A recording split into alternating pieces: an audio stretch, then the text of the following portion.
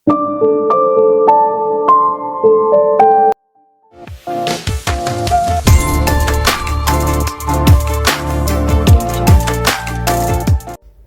போகிறதுக்கு முன்னாடி என்னோட வாய்ஸ் ஓவர் நரேஷன் ஸ்டோரியெல்லாம் பிடிச்சிருந்ததுன்னா லைக் பண்ணிட்டு பாருங்க. அப்படியே உங்கள் ஃப்ரெண்ட் அண்ட் ஃபேமிலி கூடயும் ஷேர் பண்ணிக்கோங்க. இது வரைக்கும் யாராவது சப்ஸ்கிரைப் பண்ணால் பார்த்துட்டு இருந்தீங்கன்னா மறக்காமல் சப்ஸ்கிரைப் பண்ணிக்கோங்க. இப்போ வாங்க வீடியோக்குள்ளே போயிடலாம். அரசருக்கு தன் பொண்ணு தன் கூடவே இருந்திருக்கா, நம்மளால் அவளை கண்டுபிடிக்க முடியல அப்படின்னு வேதனையாக இருக்குது. அது மட்டும் இல்லாமல் சம்டைம்ஸ் சொல்லியிருப்பாங்க இல்லையா, எனக்கு இவ்வளோ வயசு ஆகுது, இந்த இளவரசி தங்கச்சிக்காரியும் அவள் இருந்த வில்லேஜில் தான் நானும் இருந்தேன் அப்படின்னால சொல்கிறது. இதெல்லாம் அரசருக்கு இப்போ ஞாபகம் வருது. அப்போது சொல்லனாக்கு நாம தான் அவளோட உண்மை அப்பான்னு தெரியுமோ, அதனால தான் அவள் தான் நம்ம பொண்ணு அப்படிங்கிறத சொல்கிறதுக்காக இதெல்லாம் பண்ணாலும் அப்படின்னு சொல்லி யோசிச்சுட்டு இருக்காங்க. இந்த பக்கம் ஐயோ என்னாச்சு ஏதாச்சு அப்படின்னு தெரியாமல் இவ விஷத்தை குடிச்சிட்டா அப்படின்னு நினச்சி சொல்லனா கதறி கதறி அழுதுட்டு இருப்பா. அதுக்கப்புறம் மருத்துவரை கூப்பிட்டு வந்து காட்டுறப்போ, இல்லைம்மா இது விஷம் இல்லை, ஏன்னா உயிருக்கு எந்த ஆபத்தும் இல்லை, சரி இந்த குப்பியில் இருக்கிற மருந்து தான் குடிச்சாங்களா அப்படின்னு கேட்குறப்போ மருத்துவரை தெரியல, ஆனால் தங்கச்சிக்காரி மயக்கம் போட்டு விழுந்தப்போ பக்கத்தில் இந்த குப்பி தான் எம்டியாக கிடந்தது அப்படிங்கிறாங்க. அதுலேருந்து 2 சொட்டை கையில் ஊற்றி லைட்டாக டேஸ்ட் பண்ணி பார்க்குறாரு, ஸ்மெல் பண்ணி பார்க்குறாரு. இது விஷம் கிடையாதுமா, வழியை முறிக்கிற மருந்து, ஆனால் அதிகமாக எடுத்துக்கிட்டா இது உயிரையே கொன்னுடும், இல்லைன்னா மெமரி லாஸை ஏற்படுத்திடும். ஆனால் இந்த பொண்ணுக்கு உயிருக்கு எந்த ஆபத்தும் இல்லை, அவன் நல்லபடியாக எழுந்து உட்காந்து தெளிவாக பேசினானா சரி, அப்படி இல்லைன்னா என்ன ஏதுங்கிறது அப்புறமா கூப்பிடுமா, நான் செக் பண்ணி பார்க்குறேன்னு சொல்லிட்டு போயிடுவாரு. அதுக்கப்புறம் மகிழ்வுக்கு ரொம்ப வருத்தமாக இருக்கும். நான் முன்னமே உன்னோட அடையாளத்தை இங்கே வெளிப்படுத்திட்டு நீ உண்மையான சுபேக்கா இல்லை அப்படிங்கிறத சொல்லிட்டு நான் இங்கே இருந்து உன்னை கூட்டிகிட்டு போயிருந்துருக்கணும், நான் தப்பு பண்ணிட்டேன், நிறைய விஷயங்களுக்கு யோசிச்சுட்டேன், நீ இளவரசியாக இருக்க ஆசைப்படுற அப்படிங்கிறதுக்காக நான் அப்படியே விட்டது, நான் தான் உண்மையான சுபேக்கால் தெரிஞ்சதுக்கு அப்புறமாகவும் பரவாயில்லன்னு உன்னை விட்டது, இதெல்லாம் இந்த அளவுக்கு கொண்டு வந்து விட்டுருச்சு அப்படின்னு ஃபீல் பண்ணுறப்போ அப்படியே எல்லாரும் பேசிக்கிறாங்க. இந்த தங்கச்சிக்காரி இருக்கா இல்லையா, இவ தான் எதிரி நாட்டோட சேர்ந்து அந்த தளபதியாரோட சேர்ந்து கூட்டு சதி பண்ணது, இவளுக்கெல்லாம் மரண தண்டனை கொடுக்கணும், அரசர் கண்டிப்பாக கொன்றுவார், வார் இப்போ ஓவர் ஆயிடுச்சு, இவளுக்கு கண்டிப்பாக பாய்சன் அனுப்புவார் பார் அரசர் அப்படின்னு சொல்லிட்டு வெளியே இருக்கிற பணிப்பெண்கள்லாம் பேசுறது சொல்லனா காதில் விழுகுது. சொல்லனாவுக்கு என்னதான் இருந்தாலும் சோல்கியை காப்பாற்றணும்னு இருக்கு. அதனால யாருக்கு தெரியாம அரண்மனை விட்டு வெளியே கூட்டிட்டு போயிடலான்னு பாக்குறா. ஆனா காவலாளிகள் இது என்ன ஏதுன்னு பார்க்கணும்னு நினைக்கிறாங்க. நான் தான் சொல்றேன் இல்லையா, ஒன்றும் இல்லை, நானே பாதுகாப்பு பிரிவில் தான் இருக்கேன், நீங்க எதுக்கு இதெல்லாம் பாக்குறீங்க அப்படிங்கிறப்போ அங்க மந்திரியார் சொல்லனா எங்க போற, அது யாருக்கிட்டையும் சொல்லாம எதுக்கு இந்த தங்கச்சிக்காரியே எல்லாருக்கிட்ட இருந்து மறைச்சு தூக்கிட்டு போற, ஐயோ மந்திரியாரே அப்படிங்கிறாங்க. அரசர் உனக்காக வெயிட் பண்ணிட்டு இருக்காரு, உங்ககிட்ட பேசணுமா, ஃபர்ஸ்ட் நீ வான்னு கூப்பிட்டு போறாங்க. இங்க கோவில்ல தான் இருப்பார் அரசர். அங்க வந்ததும் அரசரே அப்படிங்கிற சமயத்துல எதுக்காக தங்கச்சிக்காரிய மறைச்சு ஒழிச்சு தூக்கிட்டு போற, இல்ல நீங்க வார் முடிஞ்சதுக்கு அப்புறமாக தங்கச்சிக்காரி பண்ண தவறுக்கு நீங்க பாய்சன் கொடுத்துடுவீங்க, அதை நிறைய பேர் பேசிக்கிட்டாங்க, மேடையில் பேசுனதை நான் கேட்டேன், அது மட்டும் இல்லாம இதுக்கப்புறமாக எந்த ஒரு தவறும் பண்ற அளவுக்கு தங்கச்சிக்காரிக்கு மைண்ட் வராது, ஏன்னா அவள் அப்படி ஒரு ஸ்டேட்டுக்கு போயிட்டா அப்படிங்கிறாங்க. சரி அந்த பொண்ணுக்காக நீ ஏமா இவ்வளோ துடிக்கிற, ப்ளீஸ் அவளை விட்டுருங்களே, எனக்காக மன்னிச்சிருங்களே, அவளை உயிரோடு விட்டுடுங்க, அவளுக்கு இதுக்கப்புறம் அந்த மாதிரி எண்ணமே வராது, அதனால தான் அரசரே சொல்கிறேன், கொல்றதுக்கு பதிலாக விட்டுடலாம்ல அப்படிங்கிறாங்க. புரியுது சொல்லனா, ஆனால் அந்த பொண்ணுக்காக நீ எதுக்கு மண்டி போட்டு உயிர் பிச்சை என்கிட்ட கேட்டுட்டு இருக்க, ஏன்னா ஏன்னா என்னதான் இருந்தாலும் அவங்க உங்கள் ரத்தம் இல்லையா, இளவரசியாக இருந்திருக்காங்க, உங்கள் பொண்ணு அவங்க சுபேக்கா, அதனால தான் அரசரே அப்படிங்கிறப்போ மறுபடியும் ஏன் போய் சொல்கிற அப்படின்னு எழுந்து நான் சாகிறதுக்குள்ள என் பொண்ணு அண்ணன் சுபேக்காவை பாத்திர மாட்டோமா அப்படின்னு சொல்லிட்டு நினச்சிட்டு இருந்தேன், அது நீ தான் அப்படிங்கிறத ஏன் என்கிட்ட சொல்லலை அப்படின்ட்டு கட்டி பிடிச்சிட்டு அழுவார். சொல்லனாக்கு ஃபர்ஸ்ட் அதிர்ச்சி, எப்படி அரசர் கண்டுபிடிச்சாருன்னே தெரியல, but at the same time சந்தோஷமா இருக்கு, கடைசியில் இவரை நம்ம அப்பான்னு உரிமையாக கூப்பிடலாம், நம்ம பொண்ணு இவருது அப்படின்னு ஒரு அடையாளம் கண்டுக்கிட்டாருன்னு ரொம்ப சந்தோஷமா இருக்கு. வெளியே இருக்கிற மந்திரியாருக்கும் இப்போதான் அப்பாடா அப்படின்னு நிம்மதியாக இருக்கு, எப்படியோ உண்மையான சுபேக்காவை அரசர்கிட்ட சேர்த்துட்டோம் அப்படின்னு. உடனே இவங்க அறிவிக்கலைங்க, அதுக்கு பதிலாக அரசர் ஒரு ட்ரிப்புக்கு போக போறதாக மந்திரியார் ராணி கிட்ட அறிவிக்கிறாங்க. ராணி இருந்துட்டு திடீர்னு ட்ரிப்பா, எங்க ஏது அப்படின்னு கேட்கறதுக்கு தெரியல, வார் முடிஞ்சதுனால அரசர் போகணும்னு ஆசைப்படுறாரு போல இருக்கு அப்படின்னு சொல்லிடுறாங்க. இதை இளவரசர் கிட்ட சொல்றப்போ அரசரே நான் வரேன், நான் கூட்டிட்டு போறேன் அப்படிங்கிறப்போ இல்ல வேண்டாம், இது கொஞ்சம் ஷார்ட்டான ட்ரிப்பு தான், நான் சீக்கிரம் வந்துடுவேன், அது மட்டும் இல்லாமல் நம்ம 2 பேருமே அரண்மனையில் இல்லைன்னா நல்லா இருக்காது, என் கூட நான் சொல்லனாவை கூப்பிட்டு போறேன் அப்படின்னு சொல்லிடுவாங்க. சொல்லனா தான் உண்மையான சுபேக்கா அப்படிங்கறது இன்னும் யாருக்கிட்டையும் அறிவிக்காம அரசர் வச்சிருக்காரு. இளவரசர் சொல்லனா கிட்ட பேசிட்டே வரப்போ சொல்லுவாரு, அரசர் பாரு என்னை விட உன்னதான் நம்புறாரு, பார்த்து பத்திரமா அரசர் கூட போயிட்டு வா, அரசரை எப்போ பாதுகாப்பாக பார்த்துக்கோ அப்படிங்கிற சமயத்தில் அப்படியே பேசிட்டே ஒரு இடத்துக்கு வருவாங்க. இந்த இடம் உனக்கு ஞாபகம் இருக்கா சொல்லனா அப்படிங்கிறப்போ எப்படி மறக்க முடியும், ஞாபகம் இருக்கு, நீங்கள் உங்கள் லவ்வை சொன்னீங்கல்ல, நானா சொன்னேன், நீ தானே ஃபர்ஸ்ட் சொன்னேன், நான் உங்களை ஃபர்ஸ்ட் காதலிச்சேன், அது உண்மைதான், ஆனால் காதலை முதல்ல வெளிப்படுத்தினது நீங்க தானே, அந்த எதிரி நாட்டு லீ அரசர், ஐயோ எதிரி நாடு இல்லை இப்போ நட்பு நாடு ஆயிட்டோம் இல்லையா, அந்த லீ அரசர் நம்மளை அடைச்சு வச்சிருந்தாங்க இல்லையா, அங்கதானே உங்க லவ் ஃபர்ஸ்ட் சொன்னீங்க அப்படிங்கிறப்போ சொன்னா ஞாபகம் இல்லை அப்படின்னு சொல்லிட்டு அப்படியே இளவரசர் சிரிச்சிட்டு இருப்பாங்களா. பார்க்குற சொல்லனாக்கு இந்த ட்ரிப் நான் அரசர் கூட போயிட்டு வந்ததுக்கு அப்புறமாக நான் தான் உண்மையான சுபேக்கா அப்படின்னு அரசர் அறிவிச்சிருவாரு. அதுக்கப்புறமாக எல்லாம் மாறிடும். ஏன்னா அரசருக்கு நீங்களும் பையன் மாதிரி தான். அப்போது நம்மளுக்குள்ள இருக்கிற உறவு முறையே ஒரு மாதிரி கிளம்சி ஆகிடும். நீங்கள் இப்போ என்னை பார்க்குற இந்த கண்ணோட்டத்தில் என்னை பார்ப்பீங்களான்னு கூட எனக்கு தெரியாது. அதனால் இந்த இரவை நான் வீண் பண்ண விரும்பலை. இந்த இரவு மறுபடியும் என் லைஃப்பில் வராமையோ போயிடுமோ அப்படின்ட்டு டக்குன்னு இளவரசர் கிஸ் பண்ணிடுவா. இளவரசரும் கிஸ் பண்ணிடுவாரு. இந்த இரவை நான் சாகிற வரைக்கும் மறக்க மாட்டேன் இளவரசரே அப்படின்னு சொல்லிட்டு சொல்லணும் அவளுக்குள்ளேயே சொல்லிப்பா. அதுக்கப்புறமாக அடுத்த நாள் தங்கச்சிக்காரியை தூங்க வச்சுட்டு, நீ நான் வர்ற வரைக்கும் தூங்கிட்டு தான் இருக்கணும், மருத்துவர்கிட்ட சொல்லியிருக்கேன், அவர் பார்த்துப்பாரு, நான் அரசர் கூட ஒரு சின்ன ட்ரிப்புக்கு போயிட்டு வந்துடுறேன், நீ எழுந்திருக்கிறப்போ எப்படி இருப்பேன்னு எனக்கு தெரியாது சோல்கி, ஆனால் ஒன்று மட்டும் ஞாபகம் வச்சுக்கோ, எல்லாத்தையும் மறந்துடு, ஆனால் நான் தான் உன் அக்கா சொல்லணும், அதை மட்டும் மறந்துடாத அப்படின்னு தூங்கிட்டு இருக்க சோல்கி கிட்ட சொல்லிக்கிட்டு இவங்களும் ட்ரெஸ் சேஞ்ச் பண்ண போயிடுவாங்க. இந்த பக்கம் அரசரும் உடை மாற்றிட்டு இருப்பாங்க. ஆக்சுவலாக அரசருக்கு ரொம்ப உடம்பு முடியலைங்க, இது யாருக்குமே தெரியாது, கேர்டேக்கருக்கு மட்டும்தான் தெரியும். அரசரே இந்த நிலைமையில போகணுமா அப்படின்னு கேட்குறப்போ, கண்டிப்பாக போகணும், என் பொண்ணு என்கிட்ட கேட்டிருக்கா, என் பொண்ணு ஃபர்ஸ்ட் என்கிட்ட ஒரு விஷயத்த கேட்டிருக்கா, என்னால் எப்படி மறக்க முடியும் அப்படிங்கிறாங்க. ஸோ இந்த மாதிரி இந்த இடத்துல ட்ரிப்புக்கு போகணும், வாங்க நம்ம போகலாம் அப்படின்னு சொன்னதே சொல்லனாதான் போல இருக்கு. சொல்லனா வந்ததுக்கு அப்புறமாக 2 பேர் இங்கிருந்து கிளம்புறாங்க. அரசரும் சாவாவும் காதலிச்ச இடத்துக்கு அப்படின்னு சொல்லிட்டு எல்லா இடத்துக்கும் வந்து பார்க்குறாங்க. அதுவும் அந்த இடத்துக்கு வர்றப்போ, சாவா நீ கண்டிப்பாக சொர்க்கத்துலேருந்து பார்த்துட்டு இருப்ப, நம்ம பொண்ணு சுபேக்காவோட நான் இங்கே நின்றுட்டு இருக்கேன், பல தடைகளுக்கும் பல கஷ்டங்களுக்கு அப்புறமாக நம்ம பொண்ணை நான் அடையாளம் கண்டுக்கிட்டேன் அப்படின்னு சொல்லிட்டு மனசுக்குள்ளே சொல்லிப்பாரு. அதுக்கப்புறம் நான் எப்பெல்லாம் போருக்கு போகிறனோ, போருக்கு போயிட்டு வந்ததுக்கு அப்புறமாக இங்கே தான் நானும் அம்மாவும் மீட் பண்ணிப்போம். எனக்கு சாவா பண்ணி கொடுத்தது 2 பேரோட ட்ரெஸ்ஸில் இருக்கிற கொஞ்சம் பீஸை கிழிச்சு அப்படி 2 பேரோட ட்ரெஸ்ஸையும் வந்து டைப் பண்ணிக்கிட்டோம் அப்படின்னா அவங்க எப்பவும் பிரிய மாட்டாங்களாம்மா, ஞாபகமாக என்கிட்ட இருக்கிறது இது மட்டும் தான் அப்படின்னு சொல்லிட்டு அதை எல்லாத்தையும் காட்டுவார்.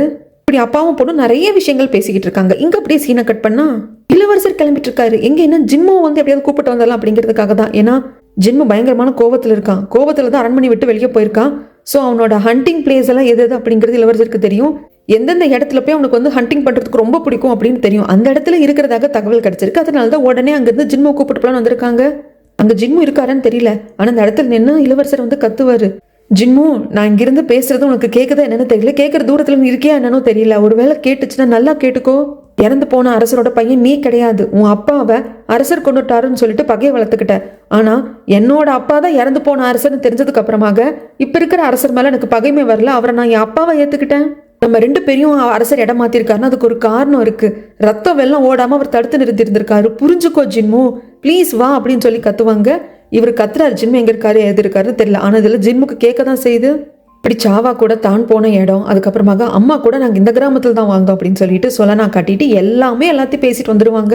அப்போ வந்துட்டு அரசர் சொல்லுவார், நம்ம ரிட்டன் அரண்மனைக்கு போனதுக்கு அப்புறமாக பெரிய விழாவாக வச்சு நீ தான் உண்மையான இளவரசி அப்படிங்கிறத அறிவிக்கணும், நீ தான் உண்மையான சுபேக்கா அப்படின்னு சொல்லிட்டு சொல்லணும் அப்படிம்பாங்க. உனக்கு சந்தோஷம் தானமா அப்படிங்கிறப்போ, நிஜமா சந்தோஷம் தான் அரசரே, உங்கள் பொண்ணாக ஊர் உலகம் என்ன அறியப்படுறப்போ எனக்கு அது பெருமையாக தான் இருக்குது. ஆனால் என்ன அப்படி இளவரசியாக நான் பட்டம் சூடினதுக்கு அப்புறமாக நான் இளவரசரை அண்ணனாக தான் பாவிக்கணும் அப்படிங்கிறப்போ அரசருக்கு ரொம்ப கஷ்டமாக போயிடுது. ஐயோ இவ்வளோ சந்தோஷத்துக்கு பின்னாடி இப்படி ஒரு சோகம் இருக்கே, இது நாம் யோசிக்கவே இல்லையா அப்படின்ட்டு அப்புறம் தான் வந்து அரசருக்கே ஸ்ட்ரைக் ஆகுது. இங்கே ஜிம்மோ தேடிட்டு இருந்த இளவரசர் அப்படியே லைட்டாக ஓய்வெடுப்பார். அப்போது சொலனா கிஸ் பண்ணதான் ஞாபகம் வருது, அவன் நம்மளை ரொம்ப அதிகமாக காதலிக்கிறா அப்படின்னு சொல்லிட்டு அதைவே நினச்சிட்டு ரொம்ப சந்தோஷப்படுவார். இந்த பக்கமாக அரசருக்கும் அதே நினப்பு தான். ஏன்னா ஒரு வாட்டி இளவரசர் கிட்ட கேட்டிருப்பாரு இல்லையா, உனக்கு மனசுக்கு பிடிச்ச பொண்ணு யாருப்பா அப்படின்னு சொல்லிட்டு இளவரசர் சொல்ல தயங்கியிருப்பாரு. ஆனால் இளவரசர் சொலனாவை பார்க்குற பார்வை வச்சு தான் அரசரே கண்டுபிடிச்சிருப்பாங்க 2 பேர் காதலிக்கிறாங்க போல இருக்குன்னு சொல்லிட்டு. இப்போ என்ன பண்ணுறது, நம்ம மகளுக்கு இளவரசி பட்டம் சூடிட்டோம் அப்படின்னா சொல்லனா இதுக்கப்புறமாக இளவரசனா அண்ணன் மாதிரி பாவிக்கணும், என்னடா இப்படி ஆயிடுச்சு அப்படின்னு தான் யோசிக்கிறா. இந்த பக்கம் தங்கச்சிக்காரிக்கு முழிப்பு வந்துருச்சு. மேட்டு சாப்பாடெல்லாம் கொண்டு வந்து கொடுக்குறாங்க, பக்கத்துலேயே நின்று இவளை கவனமாக பார்த்துக்கிறாங்க. இவன் நல்லா சாப்பிட்டுட்டு, உங்களுக்கு ஒன்று தெரியுமா, எனக்கு ஒரு கனவு வந்தது, அவள் வரப்போறா. அவளா யாரு, எங்கள் அம்மா அப்படின்னு சொல்ல, அவ்வளோதான் இந்த பொண்ணுக்கு பைத்தியம் முத்தி போச்சு அப்படின்னு அவங்கள பேசிக்கிறாங்க. அதுக்கப்புறமாக இங்கே இளவரசரை தான் காட்டுவாங்க. ஜின்மோவை மறுபடியும் காட்டுக்குள்ளேயே தேடிட்டு இருக்காரு. அவள் பாடிகார்டு ஓடி வந்துட்டு, இளவரசரே நம்ம அரண்மனைக்கு திரும்பி போகணும், ட்ரிப்பை முடிச்சுட்டு அரசர் ரிட்டர்ன் ஆயிட்டாரு அப்படின்னு சொன்னது இவங்க எல்லாம் அரண்மனைக்கு வந்துடுவாங்க. அரசர் வந்ததும் கேட்பாங்க, இளவரசி நீ எங்கப்பா போயிருந்த அப்படிங்கிறப்போ, இல்லை ஹண்டிங்க்கு போயிருந்த அப்படின்னு சொல்லி சமாளிச்சிருவாங்க. அதுக்கப்புறம் இங்கே சொலனாவை தான் காட்டுவாங்க. சொலனா வந்ததும் அவங்க மெய்ட் வந்து சொல்லுவாங்க, இந்த மாதிரி தங்கச்சிக்காரி முடிச்சுட்டு அப்படின்னு சொல்லிட்டு. சொலனாக்கு சந்தோஷமாக தான் இருக்கும். ஆனால் மருத்துவர் சொன்னது சரிதான், ஏன்னா அந்த தங்கச்சிக்காரி முடிச்சதுக்கப்புறம் ஏதோ கனவுகளை பற்றி பேசுகிறா, அவங்க அம்மா வரப்போகிறதாக சொல்கிறா, கொஞ்சம் அவளுக்கு மைண்டு சரியில்லாமல் போயிடுச்சு போல அப்படிங்கிறாங்க. இதை கேட்குறப்போ கஷ்டமாக இருக்குது சொலனாக்கு. தங்கச்சிக்காரியை பார்க்க வர்றப்போ, எனக்கு தெரியும் நீங்கள் வருவீங்க அப்படின்னு, உங்களை பற்றி தான் நான் கனவு கண்டேன் அப்படிங்கிறா. ஸோ இப்போ என்ன புரிய வருதுன்னா, இந்த தங்கச்சிக்காரிக்கு தன்னோட அக்கா சொல்லனா இப்படி தான் இருப்பா அப்படிங்கிற உருவமெல்லாம் மறந்து போயிருக்கும். ஏன்னா மெமரி லாஸ் ஆகுது அப்படின்னா சின்ன வயசு ஞாபகம் தானே இருக்கும். ஸோ அப்போ இருக்கிற சொலனாவோட முகம் இதோட ஒத்து போகாது. ஸோ சொலனாவை அம்மா மாதிரி இப்போ பார்க்குறா போல இருக்கு. அதனால கனவுல எங்க அம்மா வந்தாங்க, கண்டிப்பா என்ன பார்க்க வருவாங்கன்னு சொன்னதை வச்சு இப்போ ஒப்பிட்டு பேசுறா போல இருக்கு. அதுக்கப்புறமாக அரசர், இளவரசர், ராணியெல்லாம் உட்காந்து சாப்பிட்டு இருக்கிறப்போ இந்த வெற்றியை வந்து நம்ம கொண்டாடணும், அதுக்காக நான் ஒரு பெரிய விழா எடுக்க போறேன் அப்படின்னு சொல்றாங்க. ராணிக்கு சந்தோஷம் தான், ப்ரிப்பரேஷன் ஒர்க்கெல்லாம் நான் தான் பார்ப்பேன். ஆனா அரசரே, அந்த விழாவை யார் ஓப்பன் பண்ணி வைப்பாங்க? ஏன்னா இளவரசி டான்ஸ் ஆஃப் கிரேஸ் நடனத்தை ஆடணும். ஆனா இளவரசி இல்லையே அப்படிங்கிறப்போ அப்புறம் தான் அப்படியே அரண்மனைக்குள்ள பேசிக்கிறாங்க. ஏன்னா எல்லா நாட்டிலையும் இளவரசி அப்படிங்கிறவங்க ஒருத்தங்க இருப்பாங்கன்னா இருக்க மாட்டாங்க. ஆண் குழந்தைகளா பிறந்தா, பெண் குழந்தையே பிறக்கலன்னா என்ன பண்ண முடியும்? பெண் குழந்தை பிறந்தா தானே இளவரசி ஆக முடியும். அப்படி இருக்கிறப்ப ஏதோ ஒரு பெண்ணை தேர்ந்தெடுத்து அந்த பொண்ணுக்கு டான்ஸ் ஆஃப் கிரேஸ் நடனத்தை சொல்லி கொடுத்து, இந்த மாதிரி ஏதாவது பெரிய பார்ட்டி அந்த மாதிரிலாம் வைக்கிறப்போ அந்த பார்ட்டியை ஓப்பன் பண்றதுக்கு டான்ஸ் ஆஃப் கிரேஸ் நடனத்தை அந்த பொண்ணு ஆட சொல்லுவாங்க. அப்படி ஒரு அதிர்ஷ்டசாலியான பொண்ணு யாருன்னு தெரியல அப்படிங்கிறப்போ அது நம்ம சொல்லனாதான். ஆனா அரசருக்கு மட்டும் தெரியும் அங்க டான்ஸ் ஆஃப் கிரேஸ் நடனத்தை ஆடுறது தன்னோட சொந்த பொண்ணு சுபேகா அப்படிங்கிறது. ஆனா மற்றவங்களை பொறுத்த வரைக்கும் சொலனா வந்து நிறைய ஹெல்ப் பண்ணியிருக்கா, நல்லா ஒர்க் பண்ணியிருக்கா, இந்த ராஜ்யத்துக்கு அவள் நிறைய வந்து சேவை பண்ணியிருக்கா இல்லையா. ஸோ அதனால தான் அவளை தேர்ந்தெடுத்து அவளை டான்ஸ் ஆஃப் கிரேஸ் நடனத்தை ஆட சொல்லியிருக்காங்க போல இருக்குன்னு மற்றவங்க நினச்சிக்கிறாங்க. ஆனால் உண்மை தெரிஞ்ச அரசர், கேர்டேக்கர், மந்திரியார் தாலுமை தவிர்த்து மந்திரியார் பார்க்குறப்போ இளவரசி நல்லபடியாக உண்மையான சுபேக்காவை வந்து அரசரோட நாம் எப்படியோ சேர்த்துட்டோம், அது வரைக்கும் சந்தோஷம் அப்படின்னு நினச்சிக்கிறாங்க. பார்க்குற அரசருக்கு, ஜாவா நம்ம பொண்ணில் நான் உன்னை பார்க்குறேன், அவள் அப்படியே உன்ன மாதிரி இருக்கா, இவ்வளோ நாள் எப்படி இதெல்லாம் எனக்கு புரியாமல் போச்சு அப்படின்னு தெரியல.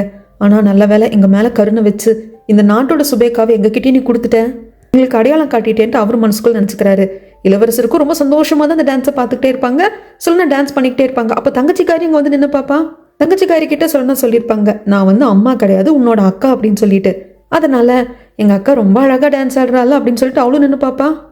அந்த நடனத்தை ரொம்ப நல்லபடியாக ஆடி முடிப்பா சொல்லலாம். அப்படி ஆடுறப்ப கூட மனசுக்குள்ள இந்த நாடு நல்லா இருக்கணும், அரசர் நல்லா இருக்கணும், இளவரசர் நல்லா இருக்கணும், ராணி நல்லா இருக்கணும் அப்படின்னு மனசுக்குள்ள வேண்டிக்கிட்டே தான் ஆடி முடிப்பா. எல்லாருக்கும் ரொம்ப சந்தோஷம், எல்லாரும் ரொம்ப சந்தோஷமா இருக்காங்க. அதுக்கப்புறமாக அன்னைக்கு நைட்டே கோவில்ல சொலனா வந்து அரசரை மீட் பண்ண வருவா. நீ ரொம்ப நல்லா டான்ஸ் பண்ணமா, எனக்கு ரொம்ப சந்தோஷமா இருந்தது, அப்படியே உங்க அம்மாவை பார்க்குற மாதிரியே இருந்தது, நீ தயாராயிட்டேன்னு நினைக்கிறேன், இதுக்கப்புறம் நம்ம எப்போ பார்ப்போம் சுபேகா அப்படிங்கிறப்போ வந்து கட்டி பிடிச்சிட்டு அழுவா. ஏன்னா இதுக்கப்புறமாக இங்கே இருந்தோம் அப்படின்னா அவ்வளோதான், நாம தான் சுபேகான்னு தெரிஞ்சு போயிட்டு நம்ம இளவரசி ஆயிட்டோம் அப்படின்னா நம்மளை கல்யாணம் பண்ணிக்கிறதுக்காக அல்லது நம்ம கூட வாழ்றதுக்காக, இல்லைன்னா இங்கே இருந்தால் சரிப்பட்டு வராது அப்படின்னு இளவரசர் ஏதாவது ஒரு எக்கு தப்பான முடிவெடுப்பாரு. எனக்கு இளவரச பட்டம் வேண்டாம், ராஜ்யம் வேண்டாம்னு சொல்லிட்டு போவாரு. இல்லைன்னா எங்கள் 2 பேருக்கும் அது ரொம்ப தர்ம சங்கடமா இருக்கும். அதுக்கு பதிலாக நான் இங்கிருந்து போயிடுறேன். அதே மாதிரி சோல்கி எதுவும் பண்ணாதீங்க, அவள் பண்ண தப்புக்கெல்லாம் இதுக்கப்புறம் அவளுக்கு ஞாபகமே இருக்காது, அவளையும் கூப்பிட்டு போயிடுறேன் அப்படிங்கிற முடிவுக்கு வந்திருப்பா. அரசரும் அதுக்கு சரின்னு சொல்லியிருப்பாங்க. இது எல்லாத்தையும் மனசில் நினச்சி பார்த்துட்டு அரண்மனையோட என்ட்ரன்ஸ்க்கு வெளியே போகிறதுக்காக வந்து நிற்கிறா. அப்போ கரெக்டாக சோல்கி வருவா. சோல்கி கிட்டே ஏற்கனவே சொல்லிட்டா, என் பேர் சொல்லனா, நான் உன்னோட அக்கா அப்படின்னு சொல்லிட்டு. அக்கா சொல்லனா, நான் வந்துட்டேன் போகலாமா அப்படின்ட்டு கிட்டத்தட்ட சோல்கி ஒரு குழந்தை மாதிரியே மாறிட்டா. இந்த பக்கம் அரசர்கிட்ட மந்திரியார் கேட்பாங்க, எதுக்காக சுபேக்காவை போக விட்டீங்க, அவங்க எங்கே போவாங்க, ஏன் அரசரே இப்படி பண்ணீங்க அப்படிங்கிறப்போ அரசர் கிட்ட அதுக்கான பதில் இல்லை. அப்போதான் இளவரசர் வருவார். இந்த மாதிரி தங்கச்சிக்காரியும் காணும், சொலனாவையும் காணும், 2 பேரும் மிஸ் ஆகுறாங்க அப்படிங்கிறாங்க. அரசர் அதெல்லாம் தனக்கு தெரியும் அப்படிங்கிற மாதிரி ஏதோ சொல்ல வருவார். திடீர்னு பயங்கரமாக இருமல் வரும். அப்படி இரும்புறப்போ ரத்தம் வர ஆரம்பிச்சிடும். அவ்வளோதான், உடனே மருத்துவர் எல்லாரும் கூப்பிட்டு பார்ப்பாங்க. அதுக்கப்புறமாக தான் தெரிய வருது கொஞ்ச நாளாகவே அரசருக்கு உடல்நிலை சரியில்லை அப்படிங்கிறது. இது வந்து கேர்டேக்கருக்கு தெரிஞ்சிருக்கு, இப்போதான் எல்லாருக்கும் தெரிய வருது. இது இளவரசருக்கு ரொம்ப கஷ்டமா இருக்கு. இந்த சமயத்தில் ஜின்மு இங்கே இருக்கணும், அவன் இல்லாமல் போயிட்டானே அப்படின்னு சொல்லிட்டு ஜின்மு தேடுறதுக்காக எகேன் கிளம்பிட்டாரு. அதுக்கப்புறமாக அரசருக்கு உடம்பு சரியில்லை அப்படின்னதும் ராணி வந்து பார்ப்பாங்க. அரசரே, மருத்துவர் ஏதோ தப்பாக சொல்கிறாருன்னு நினைக்கிறேன், உங்களுக்கு சரியாயிடும் பாருங்க அப்படிங்கிறப்போ, இன்னும் கொஞ்சம் நேரத்தில் நான் இல்லாமல் கூட போயிடலாம் ராணி, நீ எல்லாத்துக்கும் தயாராக இரு அப்படிங்கிறப்போ, பாருங்களேன் அரசர் என்னென்னமோ பேசுகிறாரு, மருத்துவர் கூப்பிடுங்க அப்படிங்கிறப்போ அவங்க அப்படியே நின்று அழுதுட்டு தான் இருப்பாங்க. ஏன்னா அவங்களுக்கும் புரிஞ்சிருச்சு அரசருக்கு ரொம்ப ரொம்ப உடல்நிலை சரியில்லாமல் போயிடுச்சு அப்படின்னு சொல்லிட்டு. அந்த சமயத்தில் அரசர் சொல்லுவாங்க, ராணி நீ போயிட்டு உங்கள் அப்பா மந்திரியாரை கூப்பிட்டு வரி அப்படிங்கிறப்போ, சரி அரசரேன்னு சொல்லிட்டு ராணி கிளம்புவாங்க. அப்போ போகிற ராணியை நிற்க வச்சு, ஒரு நிமிஷம் நான் வந்து உங்ககிட்ட மன்னிப்பு கேட்டுக்கிறேன், அட் த சேம் டைம் ரொம்ப நன்றி, நான் ரொம்ப நன்றி கடன் பட்டிருக்கேன் அப்படின்னு சொல்லுவார். ராணிக்கு இதெல்லாம் ஏன் இப்படி பேசுகிறாரு அப்படின்னு சொல்லிட்டு ஒன்றுமே புரியல. உடனே ஓடி போயிட்டு மந்திரியார் கிட்ட சொல்லிட்டாங்க. மந்திரியார் பார்க்கறதுக்கு வந்துட்டு இருக்காங்க. இந்த பக்கம் ஜின்மு பார்க்கறதுக்கு வந்து இளவரசர் ஜின்மு கண்டுபிடிச்சிட்டாரு. ஜின்மு உடனே அரண்மனைக்கு வா, அரசருக்கு ரொம்ப உடல்நிலை சரியில்லாமல் இருக்கு, ரொம்ப சீரியஸாக இருக்காரு அப்படிங்கிறப்போ, அதுக்கு எனக்கு என்ன சம்மந்தம் இருக்குது அப்படின்னு சொல்லிட்டு ஜின்மு போயிடுவான். பாடிகார்டு இருந்துட்டு, இளவரசரே நம்ம ஃபோர்ஸ் பண்ணி கூப்பிட்டு போயிடலாமா அப்படின்னு சொல்லி கேட்குறாங்க. ஆனால் அதுக்கு இளவரசர் என்ன சொன்னார்னு தெரியலங்க. இங்கே சீன் அப்படியே கட் பண்ணால் மந்திரியார் வந்துட்டு கேட்பாங்க, அரசரை கூப்பிட்டீங்களா என்ன ஏது அப்படிங்கிறப்போ, நான் ஒரு இடத்துக்கு போகணும், என்னை கொஞ்சம் கூப்பிட்டு போறீங்களா அப்படின்னு சொல்லுவாங்க. அந்த உடையெல்லாம் போடணும் இல்லையா, அரசர்னா வெளியே அப்படியே போயிட முடியாது. அரச உடையெல்லாம் போட்டுட்டு மந்திரியார் அப்படியே கூப்பிட்டு வரப்போ வெளியே தாலும் நிற்பாங்க. தாலும் பார்த்துட்டு அவரே போவார். அவர் தாலுமுக்கு தெரிஞ்சு போச்சு அரசருக்கு வந்து ரொம்ப உடல்நிலை சரியில்லைன்னு சொல்லிட்டு. அப்படி போனவர் டக்குன்னு நின்று, உங்களை நான் பல வருடங்களாக வெறுத்துக்கிட்டே இருந்தேன், வெறுப்பை வளர்த்துக்கிட்டே இருந்தேன், என் அப்பாக்காக பழி வாங்கணும் அப்படின்னு சொல்லி துடிச்சுக்கிட்டே இருந்தேன். ஆனால் நான் இவ்வளோ பண்ணியும் நீங்கள் என்னை வெறுத்ததே இல்லையே அப்படிங்கிறாங்க. என்ன அரசரே இப்படி எல்லாம் பேசுகிறீங்க, நான் எப்படி உங்களை வெறுப்பேன், நீங்கள் என்னை வெறுத்ததுக்கான காரணம் என்னால் புரிஞ்சுக்க முடியுது அப்படிங்கிறப்போ ரொம்ப நன்றி என்னை புரிஞ்சுக்கிட்டதுக்கு. இளவரசர் அரசனாக பதவியேற்றதுக்கு அப்புறமாக இப்போது வந்த போரில் ஹேண்ட் ரிவரோட நார்த் சைட் லேண்டை தான் நம்ம கைப்பற்றியிருக்கோம். ஹேண்ட் ரிவர் மொத்தமாக கைப்பற்றுறதுக்கு அவனுக்கு உதவி பண்ணுங்க அப்படின்னு சொல்லிட்டு போவாங்க. தாலும் உட்காந்து அழுவாங்க. அரசர் எங்கே கூப்பிட்டு வர சொல்லியிருப்பார் அப்படின்னா, இறந்து போன அரசர்களோட ஓவியமெல்லாம் இருக்கும் இல்லைங்களா, அந்த இடத்துக்கு தான். அங்கே வந்து நின்றுட்டு இறந்து போன அரசரோட ஓவியத்தை பார்த்துக்கிட்டு, நல்லா இருக்கீங்களா, நான் சீக்கிரமாக உங்களை வந்து பார்க்க போகிறேன், ஃபேஸ் டு ஃபேஸ் மீட் பண்ண போகிறேன், இந்த நாட்டை நீங்கள் நல்லபடியாக ஆட்சி பண்ணீங்க, அதுக்கப்புறம் என்னால் முடிஞ்சதை பண்ணியிருக்கேன் அப்படிங்கிறப்ப பின்னாடி இருக்கிற மந்திரியார் சொல்லுவாங்க, இல்லை அரசரே, இந்த நாட்டை நீங்கள் எகைன் ரீபில்ட் பண்ணியிருக்கீங்க, புதுசாக மாற்றிருக்கீங்க, நிறையா விஷயங்களை ரொம்ப சிறப்பாக பண்ணியிருக்கீங்க, இந்த நாடு நல்லபடியாக இருக்குன்னா அதுக்கு நீங்கள் தான் முழு முதல் காரணம் அப்படிம்பாங்க. அப்படியே மந்திரியாரை பார்த்து அரசர் திரும்பி ஒரு சில விஷயங்களை சொல்லுவாங்க. ஆக்சுவலாக நான் தளபதியாக இருந்தப்போ எனக்கு எவ்வளோ வெற்றி கிடைச்சதோ அதில் உங்களுக்கும் பங்கு இருக்குது. ஏன்னா அப்போ நீங்கள் அசிஸ்டன்ட் தளபதியாக என் கூட இருந்தீங்க. இந்த நாட்டுக்கு நான் அரசர் ஆனதுக்கப்புறமாக மந்திரியாக நீங்கள் என் கூட இருந்தீங்க. நான் எவ்வளோ நல்லது இந்த நாட்டுக்கு பண்ணியிருக்கேனோ அதில் சரி பாதி பங்கு உங்ககிட்ட இருக்கேன்னு உங்கள் ஆலோசனை எல்லாம் எதுவும் பண்ணதில்லை. அது மட்டும் இல்லாமல் சாவாவோட அப்பாவை ட்ரிக் பண்ணி இறந்து போன அரசரை சாகடிச்சது நீங்கள் தான் அப்படிங்கிறது எனக்கு தெரியும். ஐயோ அரசரே அப்படின்னு சொல்கிறப்போ, ஆரம்பத்தில் இறந்து போன அரசரை கொண்டதுக்காக சாவாவோட அப்பாவை போய் பார்த்து, நீங்களே உங்கள் உயிர் எடுத்துக்கோங்கன்னு என்னோட வாழை அங்கே நான் வச்சுட்டு வந்தேன் இல்லையா, அப்போவே அவர் சொன்னார். ஆனால் அப்போ எனக்கு ஸ்ட்ரைக் ஆகலை. இப்போ மங்காலாம் வந்து சொன்னப்போ தான் நான் எங்கேயும் ரீகால் பண்ணி பார்த்தேன். உங்கள் மேலேயும் ஒரு குத்தம் சொல்லிட முடியாது, ஏன்னா இது உங்களோட ஸ்டைலு. வாள் எடுக்காமல் ரத்தம் சிந்த வைக்காமல் அடுத்தவங்க மைண்டை மாற்றி இந்த நாட்டுக்கு எது நல்லதோ அதை பண்ண வைக்கிறது உங்களோட ஸ்டைல். அதனால எதுவும் சொல்கிறதுக்கு இல்லை. நான் அவங்க இஷ்டத்துக்கு ஒன்று பண்ணுறப்போ யாருக்கிட்ட என்னத்தை சொல்ல முடியும். ஆனால் நான் கடைசி உங்ககிட்ட ஒரு ஃபேவர் கேட்குறேன், அதை எனக்காக பண்ணுங்க. இளவரசனையும் சுபேகாவையும் பத்திரமா பார்த்துக்கோங்க அப்படின்னு சொல்லிட்டு அதுக்கப்புறமாக சிம்மாசனத்தில் வந்து உட்காந்துப்பாரு. இந்த பக்கம் காட்டுக்குள்ளே இருக்கிற ஜின்மு தான் காட்டுவாங்க. ஜின்முக்கு ரொம்ப கஷ்டமாக இருக்குது, போகணும் அப்படின்னு சொல்லிட்டு தோணுது.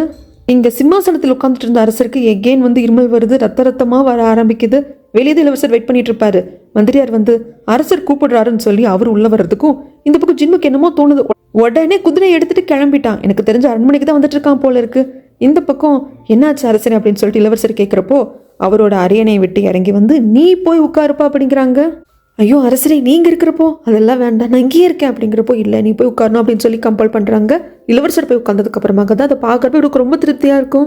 இந்த நாடு இதுக்கப்புறம் ஒரு நல்லவன் கையில் கொடுத்துட்டா அப்படிங்கிற நிம்மதியிலே நான் சாவேன் அப்படிங்கிறப்ப அப்படியெல்லாம் சொல்லாதீங்க, நீங்கள் எப்போ எங்கள் கூடயே இருக்கணும் அப்படிங்கிறாங்க. இதை பாருப்பா, இதுக்கப்புறமாக உனக்கு தூக்கங்கிறது கிடையாது, ஓய்வுங்கிறது கிடையாது, இந்த நாட்டு மக்கள் தான் உனக்கு எல்லாமா இருக்கணும். உன் லைஃப்பில் இன்னும் நடக்கிறதுக்கு நிறைய நிகழ்வுகள் இருக்கலாம், ஆனால் உன்னோட டெஸ்டினி அப்படிங்கிறது இந்த சிம்மாசனமும் இந்த நாடும் தான், இந்த நாட்டு மக்களும் தான். என்றைக்குமே நம்ம மக்கள்கிட்ட நம்ம ரொம்ப கைண்டாக நடந்துக்கணும், நல்ல விதமாக நடந்துக்கணும் அப்படின்னு சொல்லிட்டு பேசிக்கிட்டே இருப்பார். அந்த சமயத்தில் அரண்மனைக்குள்ளே ஜின்மு வந்துட்டாங்க. ஜின்மு வந்ததுமே அதுவும் இங்கே வந்துட்டாங்க, அரசர் இங்கே தான் இருக்காங்க அப்படின்னு பார்க்கறதுக்கு. சரி இவங்க பேசிக்கிட்டோம் அப்படின்னு சொல்லிட்டு இளவரசர் வெளியே வந்துடுவார். ஜின்மு அரசரை பார்த்து, இது என்ன உடம்பு சரியில்லாத நாடகம், என்னை இங்கே வர வைக்கிறதுக்காகவா? இதை பாருங்க, அவ்வளோ சீக்கிரம்லாம் உங்களுக்கு சாவு வந்துடாது, ஏன்னா நீங்கள் என்ன டீல் பண்ண வேண்டியதாக இருக்குது, அதை சொல்லிட்டு போகலான்னு தான் வந்தா அப்படின்னு சொல்லிட்டு திரும்பி போகிறப்போ, ஜின்மு ஒரு நிமிஷம் நில்லுப்பா அப்படின்னு சொல்லிட்டு அப்படியே இருமி அப்படியே கீழே வந்துடுவார். ஜின்முவே பதறி போயிட்டு, அரசர் என்னாச்சு அப்படின்னு சொல்லி தூக்கி மடியில் வச்சுக்கிறப்போ அரசருக்கு ரொம்ப நிம்மதியாக இருக்கும். நான் என் பையன் மடியில் இருக்கேன்ல, எனக்கு அதுவே போதும் அப்படிங்கிற மாதிரி இருக்கும். இது பாருங்க, நீங்கள் சாகவெல்லாம் கூடாது, நான் யாரை ப்ளேம் பண்ணுறது, யார் மேலே கோவப்படுறது, நான் இப்படி இருக்கிறதுக்கு காரணம் அப்படின்னு சொல்லிட்டு நான் யாரை திட்டுறது, யாரை பழி வாங்குறதுக்கு நான் துடிக்கிறது, சாகவெல்லாம் நீங்கள் கூடாது அப்படிங்கிறப்போ, இதை பாருப்பா, நீ என்னோட தங்கம், உனக்காக அப்படின்னு சொல்லிட்டு என் மனசுக்குள்ளே நான் நிறைய விஷயங்கள் பண்ணியிருக்கேன், அது அடுத்தவங்களுக்கு தெரியணும் அப்படிங்கிற அவசியம் இல்லை. ஒரு தகப்பனா நான் பல இடங்களில் தோற்று போயிருந்தாலும் உனக்கு எதுவும் ஆகிடாமல் பாதுகாக்கிற முடிஞ்ச அளவுக்கு நான் ரிஸ்க் எடுத்திருக்கேன், நான் நம்புகிறேன், ஏன்னா நீ என் வாழ்க்கையோட அர்த்தம் அப்படின்னு சொல்லிட்டு அப்படியே அந்த உயிர் போகிற தருவாய் அரசர் அப்படியே கை நீட்டுறப்போ ஜின்மு வந்து கையை பிடிச்சிப்பாங்க. அரசருக்கு அந்த உயிர் போகிறதுக்கு விற்க ஆரம்பிக்கும். அப்போது அப்பா அப்பா அப்படின்னு சொல்லிட்டு ஜின்மு கூப்பிட, அந்த வார்த்தையை அப்பா அப்படிங்கிற வார்த்தையை கேட்டதுக்கு அப்புறமாக தான் அரசரோட உயிர் போகும். அவ்வளோதான், கேர்டேக்கரும் ஜின்மும் உள்ள கத்தி கதறியால வெளியே இருக்கிற இளவரசருக்கும் மந்திரியாருக்கும் தெரிஞ்சிருச்சு அரசர் இறந்துட்டாங்க அப்படின்னு சொல்லிட்டு. அதுக்கப்புறம் வெளியே இருக்கிற மற்ற மந்திரியார்கள், அமைச்சர்கள், மாஸ்டரு, தாலும் எல்லாருமே அழுவாங்க. ஈவன் விசு அங்கிள் கூட அரசரை நினைச்சு அழுவாங்க. இந்த பக்கம் அரசருக்கு எதுவும் ஆயிடக்கூடாது அப்படிங்கிறதுக்காக கோவில விழுந்து கும்பிட்டுருப்பாங்க ராணி. அவங்களுக்கும் இத்தனை பேரோட அழுகுரல் கேட்குது. அவங்களுக்கு புரிஞ்சிருச்சு அரசர் இறந்து போயிட்டார் அப்படின்னு சொல்லிட்டு.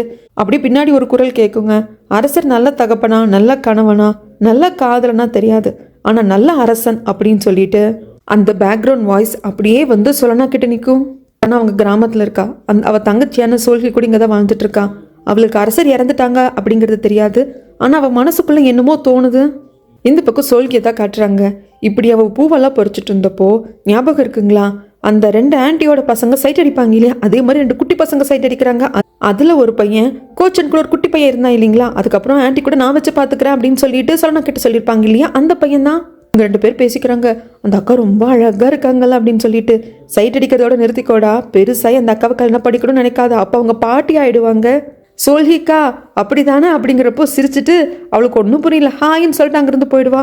அதுக்கப்புறமாக தூங்குறப்பெல்லாம் அந்த சோல்ஹிக்கு ஞாபகம் வருதுங்க, கிழிச்சா ஞாபகம் வரும். ஜின்முவை கத்தியால் எதிர்ச்சியாக தெரியாமல் குத்துனது அப்படின்னு சொல்லிட்டு இவ பண்ண விஷயங்கள் அப்படியே கிழிச்சா ஞாபகம் வரும். அப்படியே தலை பயங்கரமாக வலிக்குது அப்படின்பா.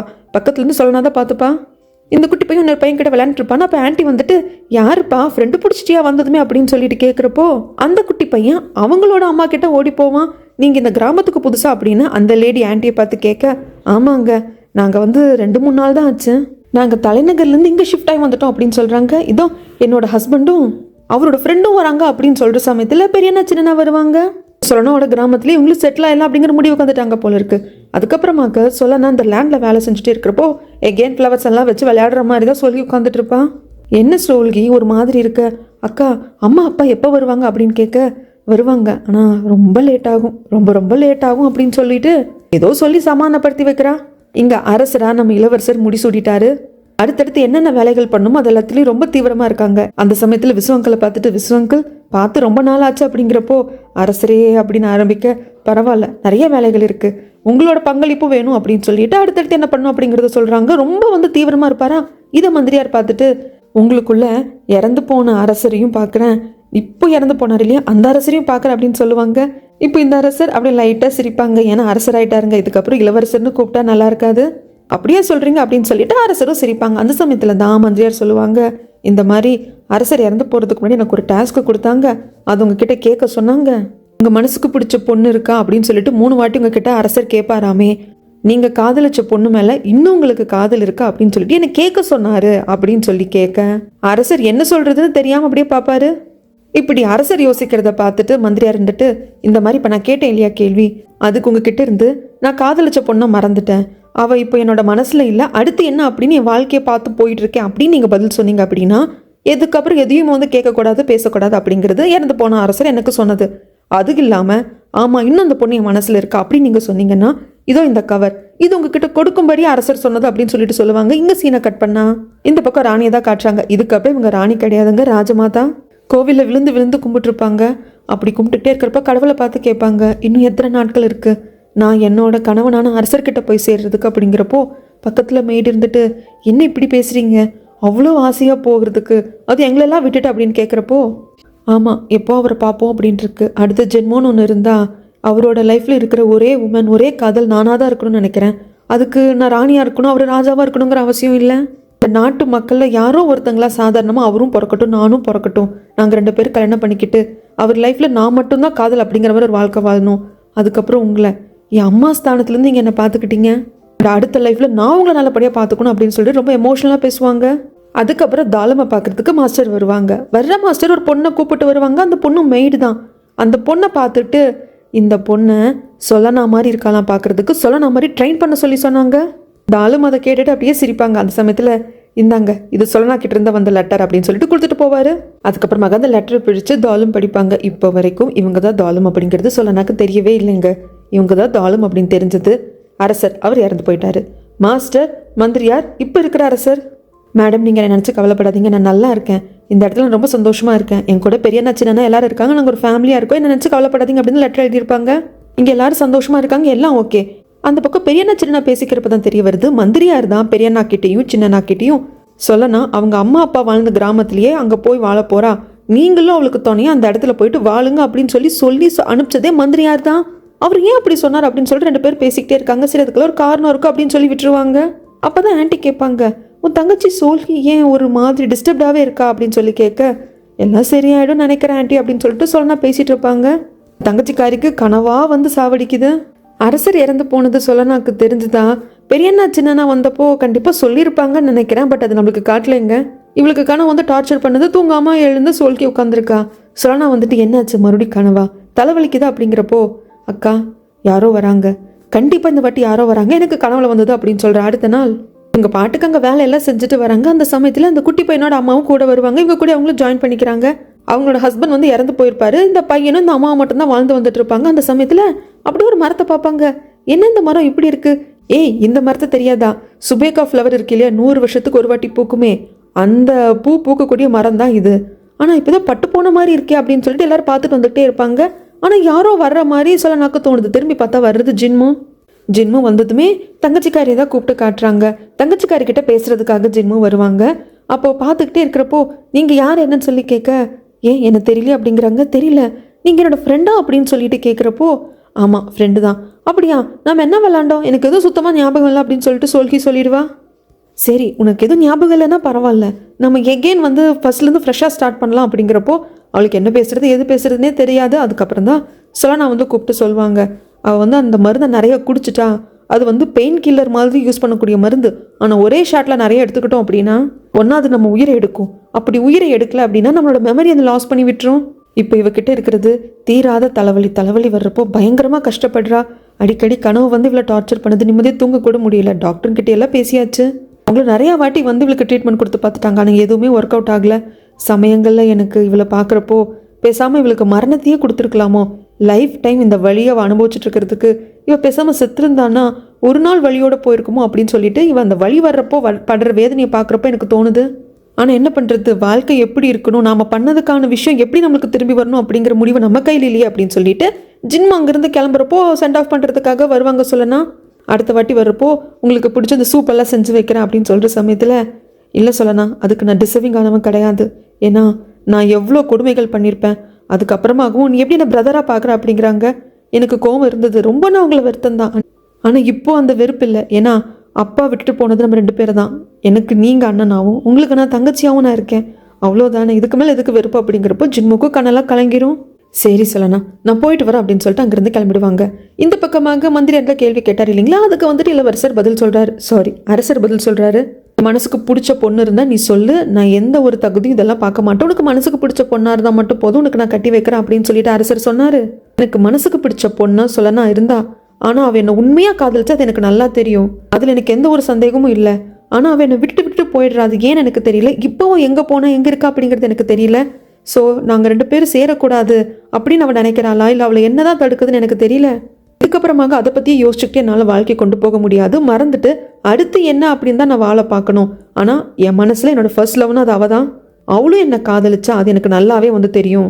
மற்றதெல்லாம் எனக்கு மிஸ்ட்ரியாக தான் இருக்குது அப்படிங்கிறப்போ இப்போ தான் வந்துட்டு மந்திரியார் கொடுக்குறாரு அந்த லெட்டர் கொடுக்கறதுக்கு முன்னாடி அரசர் சொன்னதை நான் ஃபஸ்ட்டு அரசர் சொன்ன மாதிரியே சொல்கிறேன் அப்படின்னு சொல்லிட்டு சொல்லனா தான் உண்மையான சுபேகா அப்படின்னதும் அப்படியே இந்த அரசர் ஆடி போயிடுவார். இந்த நாட்டோட உண்மையான சுபேகாவை தான், அவளை தேடி கண்டுபிடி, அவளை இந்த நாட்டுக்கு இளவரசியாக்கு, அரண்மனையில் வாழவே அப்படின்னு அரசர் சொன்னாருன்னு சொன்னதுக்கப்புறம் தான் லெட்டர் கொடுப்பாங்க. அந்த லெட்டரில் என்ன எழுதியிருக்குன்னா, சொல்லனா நம்ம எல்லாராலையும் அறியப்பட்ட அந்த பொண்ணு தான் உண்மையான சுபேகா, எனக்கும் சாவாக்கும் பிறந்தவ, அவள் ஏன் ரத்தம், நீங்கள் 2 பேர் கல்யாணம் பண்ணிக்கிறதுல எந்த ஒரு பிரச்சனையும் கிடையாது. ஆனால் நீ என்னோட மகனாக அறியப்பட்டுட்ட, அதனால் என்னோட மகளாக இருக்கிற சுபேகாவை நீ கல்யாணம் பண்ணிக்கிட்டு வாழ்கிறப்போ அது பல பிரச்சனைகளை கொடுக்கும், தேவையில்லாதது அந்த பிரச்சனைகளை வேண்டாம் அப்படின்னு சொல்லிட்டும் உன்னை ஹர்ட் பண்ணிடக்கூடாது, நீ அவளை சகோதரியாக பார்த்துருவியோ அப்படிங்கிற பயத்தாலையும் தான் தான் சுபேகா அப்படிங்கிறத அடையாளப்படுத்திக்க வேண்டாம், இதை பற்றி இளவரசர்கிட்ட எதுவும் சொல்ல வேண்டாம் அப்படின்னு சொல்லிட்டு என்னோட மகள் சுபேகா சொல்லிட்டு போயிட்டா. நீங்கள் 2 பேர் இன்னும் காதலிக்கிறீங்கன்னா தாராளமாக நீங்கள் கல்யாணம் பண்ணிக்கலாம், அதில் எந்த ஒரு குத்தமும் கிடையாது, ஏன்னா நீங்கள் 2 பேர் ஒரே ரத்தம் கிடையாது அப்படின்னு சொல்லி இந்த லெட்டர் எழுதி முடிச்சிருப்பாங்க. எழுதி முடிச்ச கையோடு அங்கே தான் கேர்டேக்கர் இருந்திருப்பாங்க, மந்திரியார் இருந்திருப்பாங்க. மந்திரியார்கிட்ட கொடுக்குறப்ப சொல்லி தான் கொடுத்துருப்பாங்க. ஒருவேளை இளவரசனும் சுபேகாவும் 2 பேரும் வந்து இல்லை நாங்கள் சேர்றதில்ல, நாங்கள் வந்து பிரிஞ்சுட்டோம் அப்படிங்கிற மாதிரி முடிவெடுத்துட்டாங்கன்னு இந்த லெட்டரை கொடுக்காதீங்க, இந்த லெட்டரை வந்து எரிச்சிருங்க அப்படின்னு சொல்லியிருந்திருப்பாரு. ஆனால் அதுக்கு முன்னாடி இளவரசர்கிட்ட கேட்டுக்கோங்க, இளவரசரோட மனசில் சொல்லனா இன்னும் இருந்தா அப்படின்னா அதுக்கப்புறம் இந்த லெட்டர் கொடுங்கன்னு சொல்லியிருப்பாங்க. இப்போ அரசர் அந்த லெட்டரை படித்து முடிச்சுட்டாங்க. இந்த பக்கம் சொல்லனாவை தான் காட்டுறாங்க. டெய்லி சொல்லனா சாமி கும்பிட்டு தான் போய் படுப்பாங்க. எதுக்கு அப்படின்னு அப்போ தெரியல, இப்போ தான் புரியுது. அரசர் இறந்து போன விஷயம் சொல்லனாவுக்கும் தெரியும். அதனால தான் அவர் ஆத்மாக்காக டெய்லியும் இங்கே வந்து சாமி கும்பிட்டு தான் போய் படுத்து தூங்குவா. இப்போ சாமி கும்பிடுறப்போ அங்கே அரசரோட ஆத்மாவே வருது. என் மகளே சுபேகா அப்படின்னு கூப்பிடுறப்போ ரொம்ப சந்தோஷப்பட்டு போறா. அப்பா, கடைசியாக என்னால் உங்களை பார்க்க முடியல, உங்களோட உயிர் பிரியறப்போ என்னால் உங்கள் பக்கத்தில் இருக்க முடியல, டெய்லி வேண்டிக்கிட்டே இருப்பேன், ஒரு வாட்டியாவது உங்களை நான் பார்த்துட மாட்டேனா அப்படின்னு சொல்லிட்டு அப்படிங்கிற சமயத்தில் என் மக நீ எந்த குறையும் இல்லாமல் நல்லா இருக்கணுமா அப்படின்னு சொல்லிட்டு, இதை பாருமா, நீ இன்னும் கூட இளவரசனோட சேர்ந்து வாழ்கிறத பற்றி யோசிக்கலையா அப்படிங்கிறப்போ, அப்பா உங்களுக்கே எல்லாம் தெரியும்ல அப்படிங்கிறப்போ, இதை பாருமா, நீ இந்த நாட்டோட இளவரசி, இப்போ இந்த நாட்டோட அரசனா இளவரசன் மாறிட்டான். நீங்க 2 பேர் கல்யாணம் பண்ணிக்கிறதுல என்ன பிரச்சனை இருக்கு? நீங்க 2 பேரும் ஒரே ரத்தம் கிடையாது. அப்படி இருக்கிறப்போ நீ எதுக்கு இவ்வளோ யோசிக்கிற? நீங்க 2 பேரும் கல்யாணம் பண்ணிக்கிட்டு சந்தோஷமா வாழணும் அப்படின்னு தான் நான் ரொம்ப ஆசைப்படுறேன். அரசனா அரசியா இந்த நாட்டை நீங்க ஆளணும்னு நான் ரொம்ப ஆசைப்படுறேன் அப்படின்னு சொல்லிட்டு அவர் அப்படியே போயிடுவாரு. இது சொலனாக்கு வந்த கனவு. அதுக்கப்புறம் தான் முழிச்சு பாப்பா. அதுக்கப்புறமாக விடிஞ்சிரும். அந்த சமயத்துல தான் அந்த மரத்தை காட்டுறாங்க. சுபேக்கா மலர் பூக்கும் இல்லைங்களா, அந்த மரத்தை காட்டுறாங்க. அது பட்டு போன மாதிரி இருந்தது. இப்போ அங்கே திடீர்னு பூக்கள் பூக்க ஆரம்பிக்குது. அங்கே ஒரு அம்மா ஹஸ்பண்டை இழந்ததுக்கு அப்புறமாக குட்டி பையன் கூட இருப்பாங்க இல்லைங்களா, இவங்க கூட ஜாயின் ஆகிட்டாங்க இல்லையா. சின்னனாக்கா அவங்களை பிடிச்சிருக்கு, அவங்க கூட சேர்ந்து வாழலாம் அப்படிங்கிற ஒரு முடிவே எடுத்துட்டாங்க. அது பார்வையிலேயே தெரியுது. அவங்களோட தோட்டத்தில் எல்லாம் வேலை எல்லாத்தையும் முடிச்சுட்டு வர்றப்போ திடீர்னு ஒரு குட்டி பையன் விழுந்துடுவான். அவன் விழுந்தவன் இது இந்த 100 வருஷத்துக்கு ஒரு வாட்டி பூக்கிற சுபேக்கா மலர் தானே சொல்லனாக்கா, பார்த்து சொல்லணும் அப்படின்னு காட்டுறப்போ ஆமாண்டா சுபேக்கா ஃப்ளவர் தான். அப்படிங்கிற சமயத்தில் சுபேக்கா ஃப்ளவர் 100 வருஷத்துக்கு ஒரு வாட்டி பூக்குங்க. பூக்கிற அன்னைக்கு அது அப்படியே உதிர்ந்து போயிடும். அப்படியே காத்தோட காத்தா கலந்து இந்த நாடுலேயே ஃபுல்லாக பரவி இதோட நறுமணம் அப்படியே இந்த நாட்டை பாதுகாக்கும். அதுதான் அந்த பூவோட தனித்துவமே. இவங்க இருக்கிறது பார்டர் தானே. ஸோ லியோட நாட்டிலேயும் இந்த சுபேக்கா ஃப்ளவர் வருது. அதை பார்க்குறப்ப அவருக்கும் சந்தோஷமா இருக்கு. இந்த பக்கம் இவங்க நாட்டை தான் காட்டுறாங்க. மந்திரியார்கிட்ட போய் விசு அங்கிள் மன்னிப்பு கேட்க, மாஸ்டர் அடுத்து என்ன வேலை, பேண்ட்ல இன்னும் யாரெல்லாம் சேர்க்கணும் அப்படிங்கிற மாதிரி அந்த வேலையை பார்க்க, இந்த பக்கம் தாலும் புது பொண்ணுக்கு ட்ரைனிங் கொடுக்க, இப்படி சுபேக்கா ஃப்ளவர் அப்படியே காத்துல பறந்து வர்றப்போ பார்க்குற ராஜமாதாவுக்கும் சந்தோஷமா இருக்கு. இப்படி இந்த மலர் எல்லாருக்கும் யார் யாருக்கு என்னென்ன வேணுமோ அது எல்லாத்தையும் கொடுத்துக்கிட்டே வருது. அதே மாதிரி தப்பு பண்ணவங்க பாவம் பண்ணவங்களுக்கு தண்டனையும் கொடுக்குது. ஏன்னா இந்த மலர் அப்படியே தூவுறப்போ அந்த இடத்துல தங்கச்சிக்காரி சோல்கியும் நிற்கிறா. எனக்கு கனவு வந்துட்டே இருந்தது. என் அப்பாவை ஏதோ டீமன் கொல்ற மாதிரி கனவு வந்துகிட்டே இருந்தது. அது ஏதோ டீமன்னு நினச்சேன். ஆனால் அதுக்கப்புறம் தான் தெரிய வந்தது அந்த டீமனே நான் தான் சொல்லிட்டு, நான் உயிரோடு இருக்கக்கூடாது அப்படின்னு சொல்லி அந்த ஹேர்பின், சாவாவோட ஹேர்பின் இருக்கும் இல்லையா, அது இவக்கிட்டே தான் இருக்கும். அதை எடுத்துக்கிட்டு இவளே இவளோட உயிரை எடுத்துக்கிறதுக்காக கழுத்தில் குத்திப்பா. டக்குன்னு சொல்லனா என்ன பண்ணுற சோல்கி அப்படின்னு சொல்லிட்டு ரத்தம் வராமல் கர்ச்சீஃப் வச்சு பிடிச்சிப்பா. ஸோ இந்த சோல்கிக்கு கொஞ்சம் கொஞ்சமாக எல்லாம் ஞாபகம் வந்துக்கிட்டு இருக்கு. சொல்லனா மனசுக்குள்ளே சொல்லிப்பா, சோல்கி இப்போ இது உன்னை நீயே காப்பாற்றிக்க வேண்டிய தருணம், எல்லாத்தையும் தாண்டிவா அப்படின்னு மனசுக்குள்ளேயே சொல்லிப்பா. அதுக்கப்புறமாக இவர்கிட்ட, அதாவது ஜின்மு கிட்ட சொல்லி விட்டுருப்பாங்க, இந்த மாதிரி உங்களுக்கு கொஞ்சம் கொஞ்சம் ஞாபகம் வந்துட்டு இருக்குன்னு சொல்லிட்டு.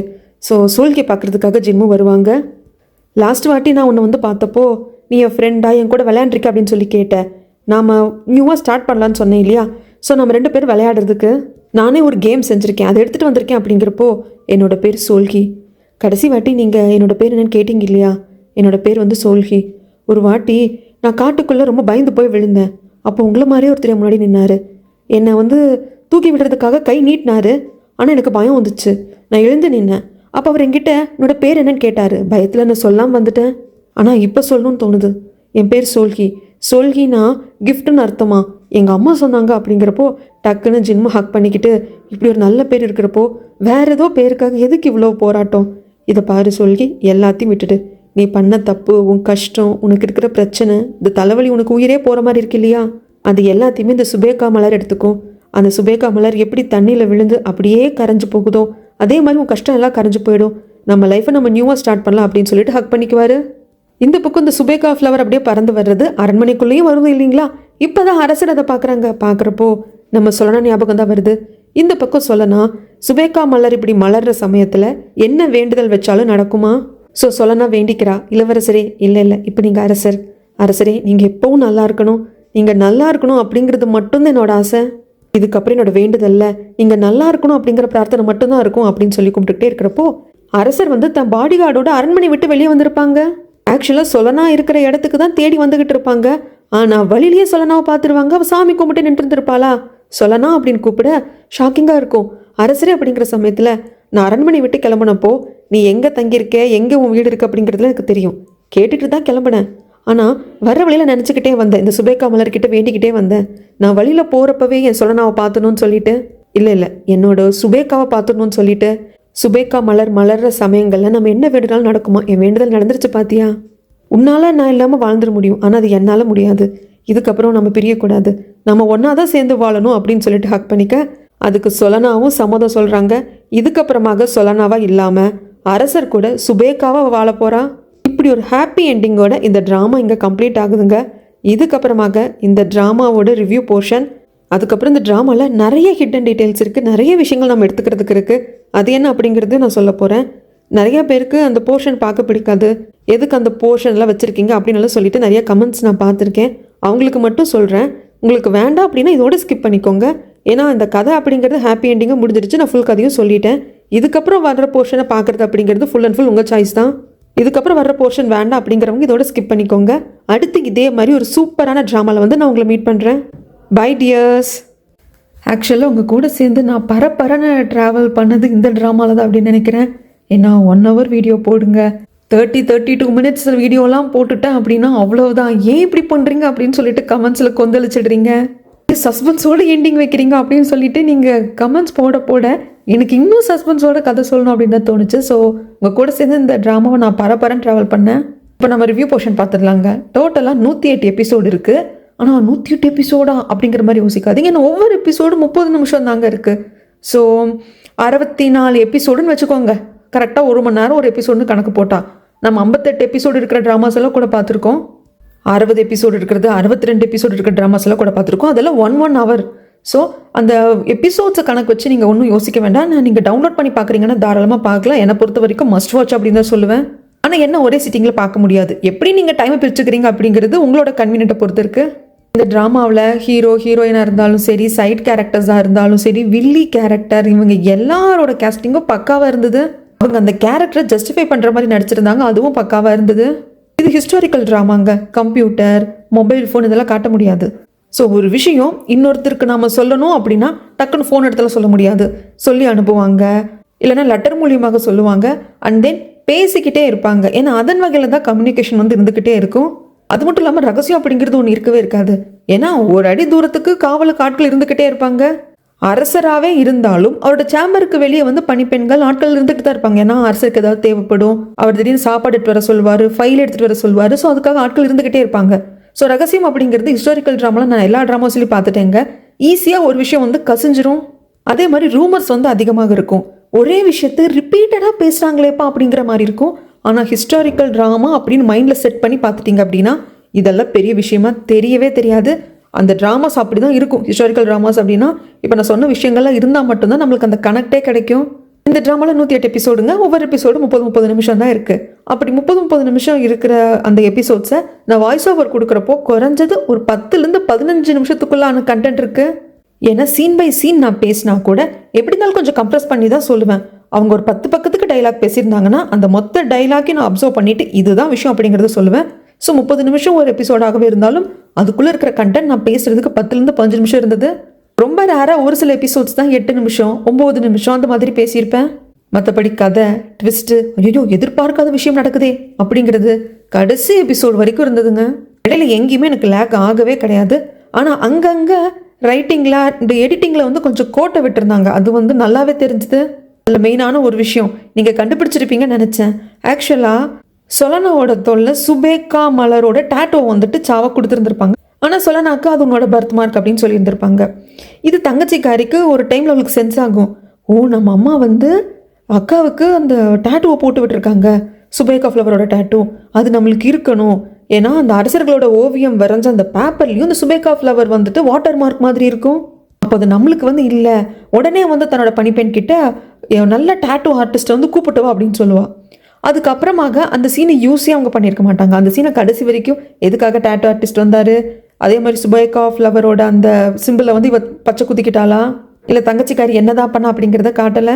இல்லை சொலனாவுக்கு அந்த டேட்டோ இருக்கு இல்லைங்களா, அதை வேற யாராவது பார்த்துட்டு போய் இந்த பொண்ணோட முதுகில் வந்துட்டு பர்த் மார்க்கா என்னன்னு தெரியல, ஆனால் சுபேகா ஃப்ளவரோட டேட்டோ பர்த் மார்க்கோ இருக்குது அப்படிங்கிறது வேற யாராவது பார்த்து கண்டுபிடிச்சாங்களா அப்படின்னா கிடையாது, தாலிமை தவிர்த்து.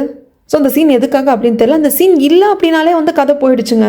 ஏன்னா எப்படி வந்து இவ தான் சுபேகா அப்படிங்கிறது நம்ம அரசருக்கு தெரிய வரும். சொலனாவே போயிட்டு நான் தான் சுபேகான்னு சொன்னால் நல்லா இருக்காது. ஏன்னா தன்னைத்தானே அடையாளப்படுத்திக்கிறத விட அவராக கண்டுபிடிக்கிறப்ப நல்லாயிருக்கும். எப்படி கண்டுபிடிப்பார் அப்படிங்கிறப்போ கோச்சனை தேடுறதுக்கான ஆட்கள் போகிறப்போ கோச்சன் இந்த மருத்துவர்கிட்ட வைத்தியம் பார்த்துக்கிட்டாங்க. அப்போ கூட ஒரு குட்டி பையனும் ஒரு பொண்ணும் வந்தாங்க. அந்த பொண்ணோட ஓவியத்தை வரைகிறப்போ அது வந்து சொலனான்னு தெரிய வருது. ஸோ அந்த வகையில் தெரியப்படுத்தியிருந்தாங்க. அதெல்லாம் ரொம்ப நல்லா இருந்தது. அது மட்டும் இல்லாமல் சாவா வந்து அந்த குகைக்குள்ளே சாகிறப்போ நம்ம சொலனாவோட மடியில் தான் சாவாங்க. 2 பொண்ணுங்களையும் அவங்க தான் பெற்றெடுத்தாங்க. பட் சொலனாவோட மடியில் தான் சாவாங்க. அதே மாதிரி அரசரோட கடைசியாக அவர் உயிர் பிரியிறப்போ ஜின்மு கரெக்டாக வந்துடுவாங்க. கீழே விழுந்த அரசரை என்ன ஏது அப்படின்னு சொல்லி கையேந்தி பார்க்குறப்போ ஜின்முவோட மடியில், அவரோட சொந்த பையனோட மடியில் தான் அரசரோட உயிரும் போகும். இந்த மாதிரி நிறைய சீன் சொல்லாங்க. ஒவ்வொரு சீனுக்கும் இன்னொரு சீனோட ஒரு கனெக்டோட வச்சுருப்பாங்க.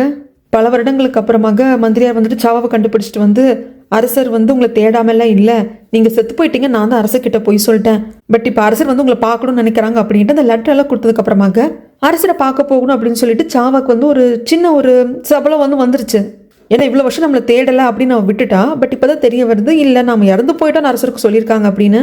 நம்ம இறந்து போட்டோம்னு நினச்சதுனால தான் அரசர் நம்மளை தேடலை அப்படின்ட்டு பார்க்கறதுக்காக போவா. ஆனால் தள்ளி நின்று பார்த்துட்டு வந்துடுவா. அரசர்கிட்ட போக மாட்டா, பேச மாட்டா. பட் 20 வருஷமாக கோச்சன் கூட ஒரு வாழ்க்கை வாழ்ந்திருக்கா. கணவன் மனைவியாக ஒரே வீட்டுக்குள்ளே வாழ்ந்திருக்காங்க. அரசர் தான் சாவோட ஃபர்ஸ்ட் லவ். அந்த லவ் வந்து விதிவசத்தால் கை கொடுலையே தவிர்த்து அந்த லவ்வுக்கு அடையாளமாக ஒரு குழந்தையோ பெற்று வச்சிருக்கா. பட் அடுத்த லைஃப் அவள் சூஸ் பண்ணிட்டான். 20 வருஷம் அவர் கூட வாழ்ந்திருக்கா. அப்படி கோச்சன் இருக்கிறப்போ கோச்சன் கிட்ட இதை பற்றி எதுவுமே சொல்லாமல் அரசரை பார்க்கறதுக்காக போனதே தப்பு. ஸோ அதனால தான் அங்கே அந்த ஜின்மா அனுப்பிச்ச ஆட்களெல்லாம் வந்து சண்டை போடுறப்போ கரெக்டாக வந்துட்டு சாவோட கண்ணுக்கு இப்படி நேராக கோடி கிழிச்சிருவாங்க. அது தெரியாமல் கோச்சனை காப்பாற்றுறதுக்காக குறுக்க வந்து தான் படும், ஆனால் கண்ணிலேயே படும். அதுக்கப்புறம் சாவா கோகுக்குள்ளே ஃபீல் பண்ணுவாங்க, நான் தப்பு பண்ணிட்டேன், அரசரை பார்க்க போயிருக்கக்கூடாது, ஏன்னா ஒரு ரிலேஷன்ஷிப்புக்கு அது துரோகம் பண்ணுற மாதிரி தானே. ஸோ ரொம்ப மைன்யூட்டாக அங்கங்கே சீன்ஸ் எல்லாம் வந்து ரொம்ப பக்காவாக வச்சுருப்பாங்க.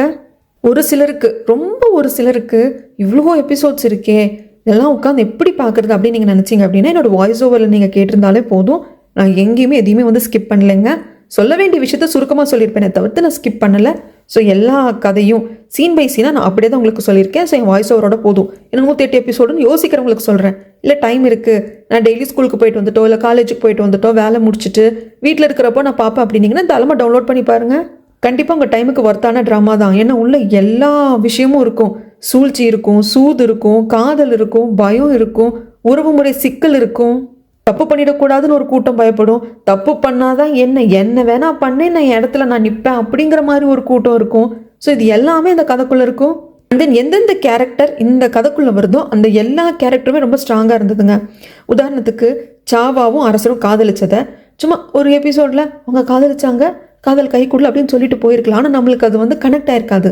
ஆனால் அவங்களுக்குன்னு ஒரு ஃப்ளாஷ்பேக் வச்சு அவங்க எப்படி காதலிச்சாங்க, அவங்க காதல் எப்படி பிரிஞ்சது, அதுக்கான காரணம் என்ன, பிரிஞ்சாலும் அரசர் எவ்வளோ ஃபீல் பண்ணாரு, சாவா வாழ்க்கையே இதுக்கப்புறம் வேண்டான்னு யோசிச்ச சமயத்தில் வயிற்றில் இருக்கிற குழந்தைக்காக வாழ ஆரம்பிச்சு, சரி இந்த குழந்தைக்காக வாழ போகிறப்போ நாம நம்மளோட வாழ்க்கையை வந்து பார்க்க ஆரம்பிக்கலாம் அப்படின்னு கோச்சன் கூட வாழ ஆரம்பிக்கிறது அப்படின்னு சொல்லிட்டு அவங்க கதை நம்மளுக்கு நல்லா கனெக்ட் ஆகும்.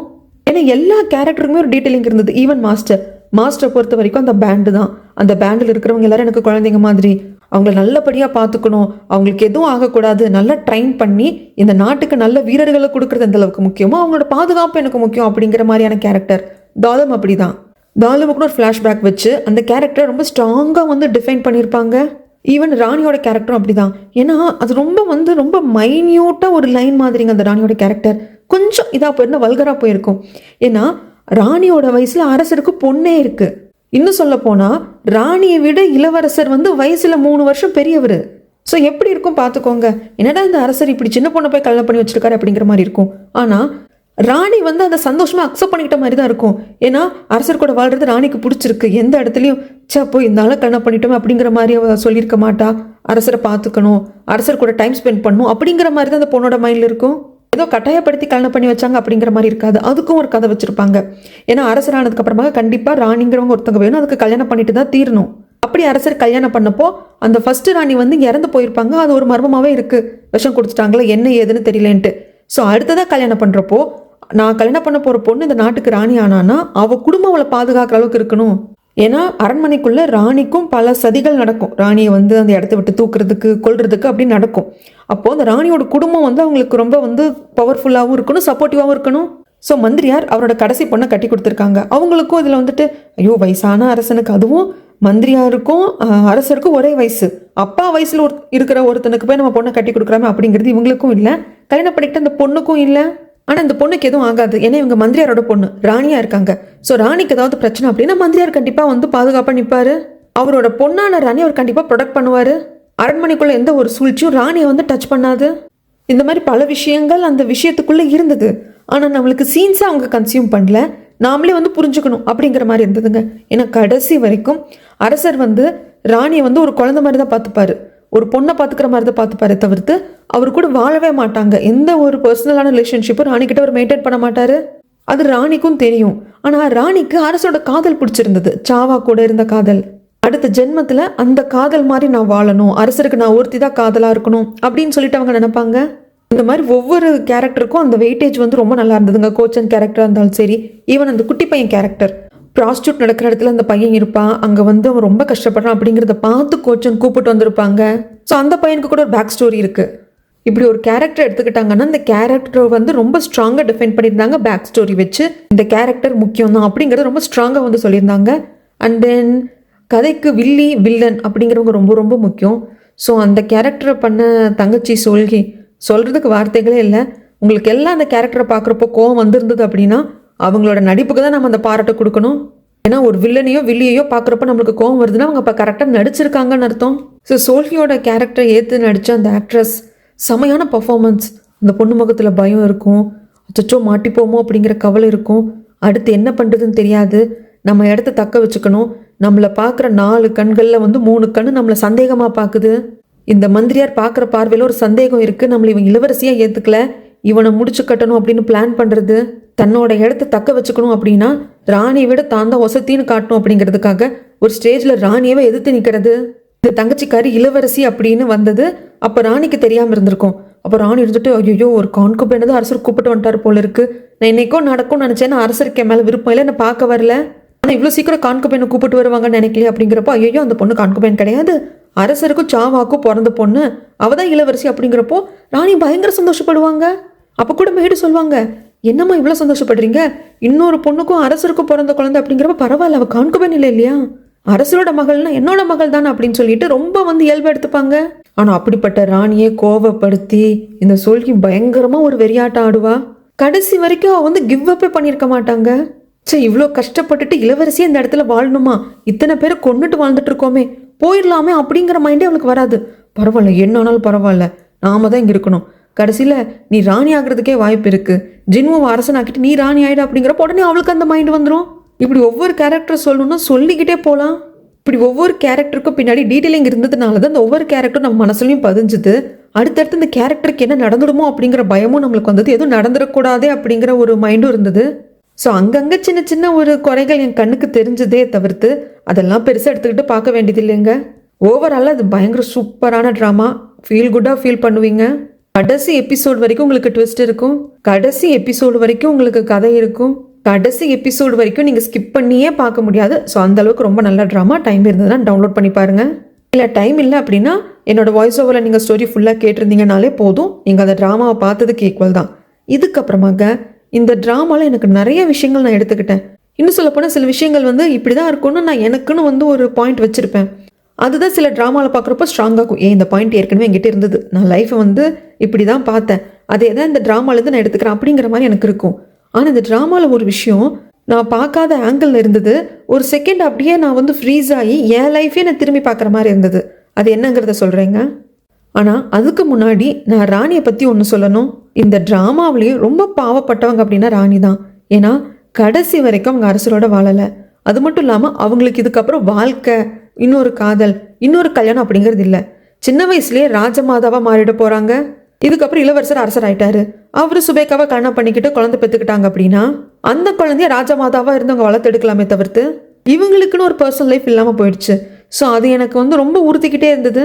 சரி ராணியை இப்படி அம்போன்னு விட்டீங்களேப்பா அப்படிங்கிற மாதிரி இருந்தது. பட் இருந்தாலும் அவங்க அதை எடுத்துக்கிட்டாங்க. ஏன்னா அவங்க வந்து அரசரை ரொம்ப காதலிச்சாங்க, அரசரை அவங்க வந்து பிடிச்சதா கல்யாணம் பண்ணிக்கிட்டாங்க. ஸோ அவங்க அந்த லைஃப்பை வந்து சூஸ் பண்ணிக்கிட்டாங்க. பட் எனக்கு பார்க்குறப்போ இந்த பொண்ணுக்குன்னு ஒரு பர்சனல் லைஃபே இல்லாமல் போயிடுச்சே அப்படின்னு எனக்கு யோசிக்க தோணுச்சு. இந்த மாதிரி நம்மளோட ஹிஸ்ட்ரியிலையும் எத்தனையோ ராணிகள் இருந்திருப்பாங்க, எத்தனையோ பிரின்சஸ் இருந்திருப்பாங்க, வெளியே தெரிஞ்சிருக்காது, கடைசி வரைக்கும் பர்சனல் லைஃப் இல்லாமே அவங்களுக்கு போயிருக்கும் இல்லையா. ஸோ எனக்கு ராணியை பார்க்குறப்ப எனக்கு அது தோணுச்சுங்க. இப்போ நான் வந்து அப்படியே ஃப்ரீஸ் ஆகி என் லைஃபே நான் திரும்பி பார்த்த அந்த மூமெண்ட் வந்து இந்த கதையில் என்ன அப்படிங்கிறத சொல்கிறேன். இப்போது கதையை இப்படி வச்சுக்கோங்க. சொல்லனா இடத்த தங்கச்சிக்காரி எடுத்துக்கிட்டா, தான் தான் சுபேக்கான்னு சொல்லிட்டு அவங்க அம்மாவோட ஹேர் பின்னையும் கொண்டு வந்து கொடுத்துட்டு அத்தனை நயவஞ்சகத்தனமும் பண்ணான். நம்ம வந்து அரசரோட மகள் அப்படிங்கிறதே சொல்லனாக்கு ஒரு ஸ்டேஜ் வரைக்குமே தெரியாது. அங்கே தன் தங்கச்சி இளவரசியாக இருக்கா அப்படின்னு பார்க்க வந்ததுக்கு அப்புறமாகத்தான் இவ ஏதோ போய் சொல்கிறா, இவ எப்படி இளவரசியாக இருக்க முடியும், அப்போ நம்ம அம்மா தப்பான பொம்பளையா, ஏன்னா நாம தான் பெரிய பொண்ணு, நாம் பிறந்ததுக்கு அப்புறமாக அரசரோட அம்மாவுக்கு வந்து தகாத உறவு இருந்து நம்ம தங்கச்சி பெற்றெடுத்தாளா, அது மட்டும் இல்லாமல் இவன் வயசில் வந்து தப்பு சொல்லியிருக்காளே, இவன் நம்மளை விட 2 வயசு சின்ன போனால் நான் நம்ம வயசுதே இவன் வயசுன்னு சொல்லியிருக்காளே அப்படின்ட்டு அதுக்கப்புறம் தான் சந்தேகம் வரும். அதுக்கு முன்னாடி வரைக்கும் சந்தேகமே வராது. இப்போது அதுக்கு முன்னாடி குகையில் சோல்கி வெளியே போகாம சொலனா இருந்து இந்த அத்தனை கதையையும் வந்துட்டு சொலனா கிட்ட சாவா சொல்லியிருந்தாங்க அப்படின்னா கண்டிப்பா சொலனா வந்துட்டு அரசர்கிட்ட வந்திருப்பா, நான் தான் உங்க பொண்ணு சுபைக்கான்னு சொல்லியிருப்பா, அந்த ஹேர் பின்னையும் கொடுத்துருந்துருப்பா, இது என் தங்கச்சி சோல்கி, கோச்சனுக்கும் அம்மா சாவாக்கும் பிறந்த பொண்ணு அப்படின்னு சொல்லியிருந்திருப்பா. அரசர் 2 பேருமே தன் பொண்ணாவே வந்து வச்சு நல்லபடியா பார்த்துட்டு இருந்திருப்பாரு. இளவரசி பட்டத்தை நம்ம சொலனாக்கு கொடுத்துருப்பாங்க. இதுக்கப்புறம் நீ சொலனா இல்லாம உன் பேர் சுபேக்கா அப்படின்னு சொல்லிட்டு சொல்லி இளவரசி பட்டத்தை கொடுத்துருப்பாங்க. அதுக்கப்புறம் தங்கச்சிக்கு ஏதாவது போடாம பிடிச்சி அவ ஏதாவது நயவஞ்சகத்தனை பண்றாலும் அது தனி கதை, அப்புறம் பார்த்துக்கலாம். ஆனா நம்ம சொலனா எடுத்துப்போம். இந்த நாட்டுக்கு அவ டைரக்டா இளவரசி ஆயிருந்தா அப்படின்னா ஒரு வாரியர் ஆயிருக்க மாட்டா. ஒரு போருக்கு தனியா போய் நின்று சண்டை போடுற தைரியம் அவளுக்கு வந்திருக்காது. ஒரு ஸ்பையா இன்னொரு நாட்டுக்கு போய் நம்ம நாட்டை வந்து காப்பாத்துறதுக்கு என்ன பண்ணுமோ அதை வந்து பண்றதுக்கு அவளுக்கு தெரிஞ்சிருக்காது. அவளுக்கு உண்மையான காதலும் கிடைச்சிருந்திருக்காது. ஏன்னா அவ டைரக்டா இளவரசியா ஆயிருந்தா இளவரசரை அண்ணனாதான் பார்த்திருப்பா. அப்ப அங்க காதல் வந்திருக்காது. மேபி ஜின்னு மேல காதல் வந்திருக்கலாம். அப்ப அது தகாத காதலா போயிருக்கும். ஆனா மெயினான விஷயம் என்ன, சொலனா கிட்ட இருக்கிற அந்த வீரம் வெளிப்பட்டிருக்காது. சர்வே ஆகணும் அப்படிங்கிற அந்த எண்ணம் வெளிப்பட்டிருக்காது. எவ்வளவு கஷ்டம் வந்தாலும் சரி நிக்கணும், நாம வந்து யாருங்கிறத காட்டணும் அப்படிங்கிறது தைரியம் எப்ப வெளியே வந்தது அப்படின்னா தங்கச்சி தேடுறதுக்காக வந்து பேண்டுக்குள்ள சேர்ந்து ஒருவேளை சாப்பாட்டுக்கே படாத பாடுபட்டு இத்தனை கஷ்டத்தையும் அவ தாண்டி வந்திருக்கா. ஸோ இப்போ இளவரசர் அரசராயிட்டாரு, கல்யாணம் பண்ணிட்டு அவ குயினாவே மாறிட்டாலும் நாளைக்கு என்ன பிரச்சனை அப்படின்னாலும் சரி தனியால நின்று இந்த ராஜ்யத்தை அவளால வந்து காப்பாற்ற முடியும். ஏன்னா அந்த அளவுக்கு வாழ்க்கை வந்து அவளை பயங்கரமா ட்ரெயின் பண்ணியிருக்கு. ஆனா இந்த கதையா பாக்குற நம்மளுக்கு ஐயோ இளவரசி மாதிரி வாழ வேண்டிய புள்ள சோத்துக்கே வந்து இவ்வளோ கஷ்டப்படுறாள், இந்த கொடி எடுக்கிறதுக்கு கஷ்டப்படுறா, ஆனா அந்த தங்கச்சிக்காரி பாரு அங்க போய் உட்காந்துருக்காள் அப்படின்னு நம்மளுக்கு கோவம் வந்தது. எஸ், எனக்கும் கோவம் வந்தது.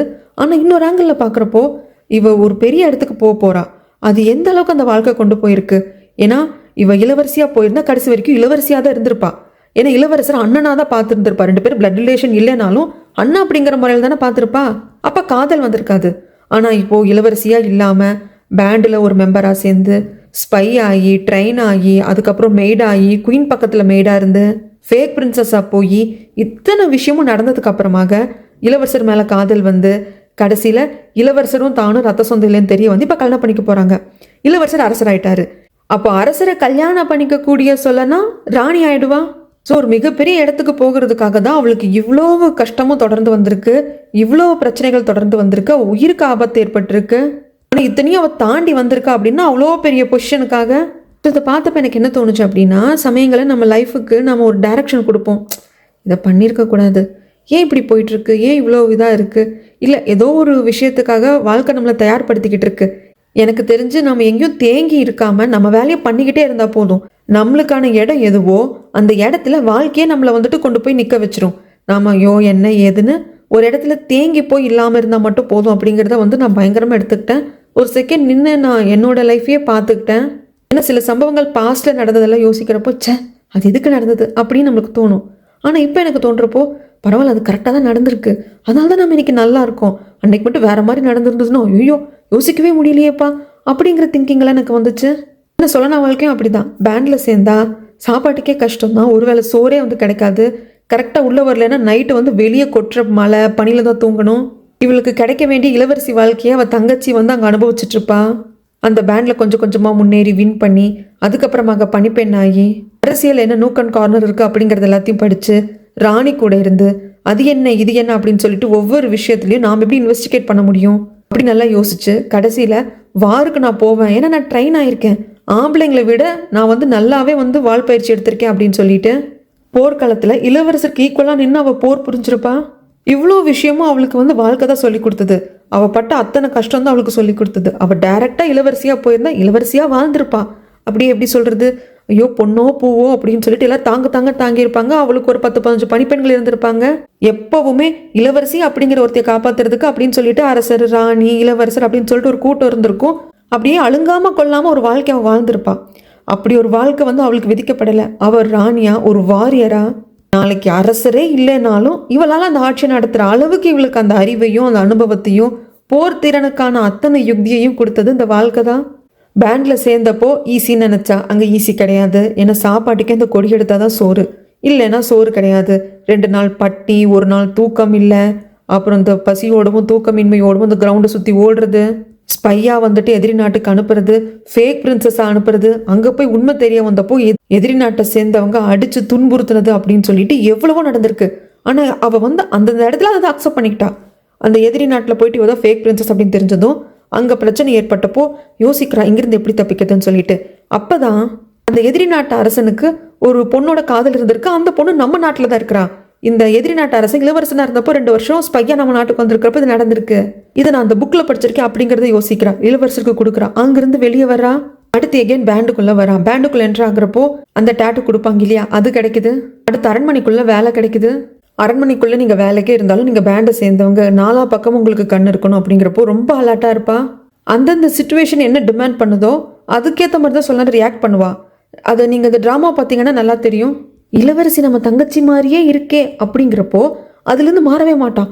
அந்த இளவரசி நம்ம தங்கச்சி சோல்கியா என்னங்கிறத கண்டுபிடிச்சே தீரணும் அப்படின்னு சொல்லிட்டு இப்படியாவது இளவரசியை பார்க்கறதுல குறியா இருப்பா.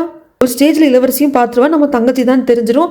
ஆனால் அதுக்கப்புறமாக தங்கச்சியை பார்த்த சந்தோஷம் ஒரு பக்கம், அப்பாடா நம்ம தங்கச்சி நல்லபடியாக தான் இருக்கா அப்படிங்கிற சந்தோஷம் ஒரு பக்கம் இருந்தாலும் இவ என்னமோ போய் சொல்கிறா, இவ எப்படி இளவரசி ஆக முடியும்?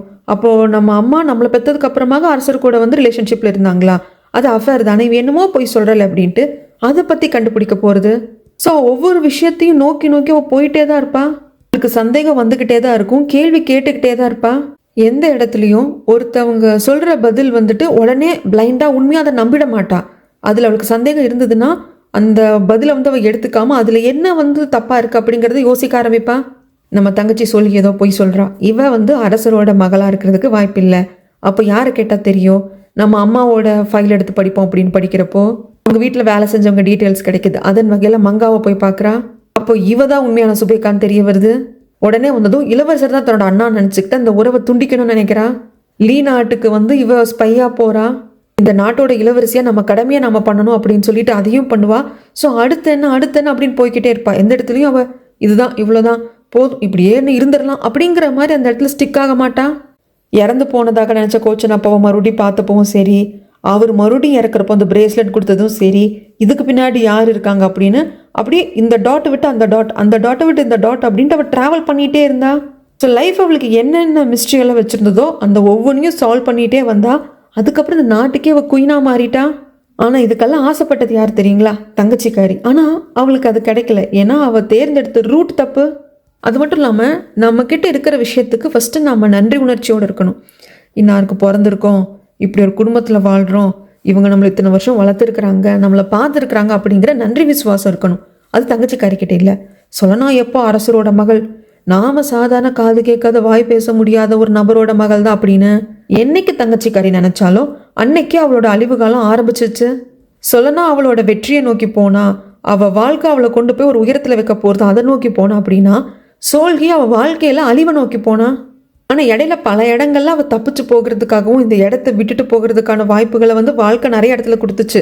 ஏன்னா அரசருக்கு எல்லாம் உண்மை தெரிஞ்சதுக்கு அப்புறமாக கூட எனக்கு பிறக்கல அப்படின்னாலும் சாவா பெத்த பொண்ணு, ஸோ இந்த பொண்ணு என்கிட்ட பொய்யே சொல்லியிருந்தாலும் இந்த பொண்ணை தண்டிக்க கூடாதுன்னு தான் அவர் நினைச்சாரு. அப்போ கூட இவளோட லைஃப் இவளால் மாற்றிருக்க முடியும்.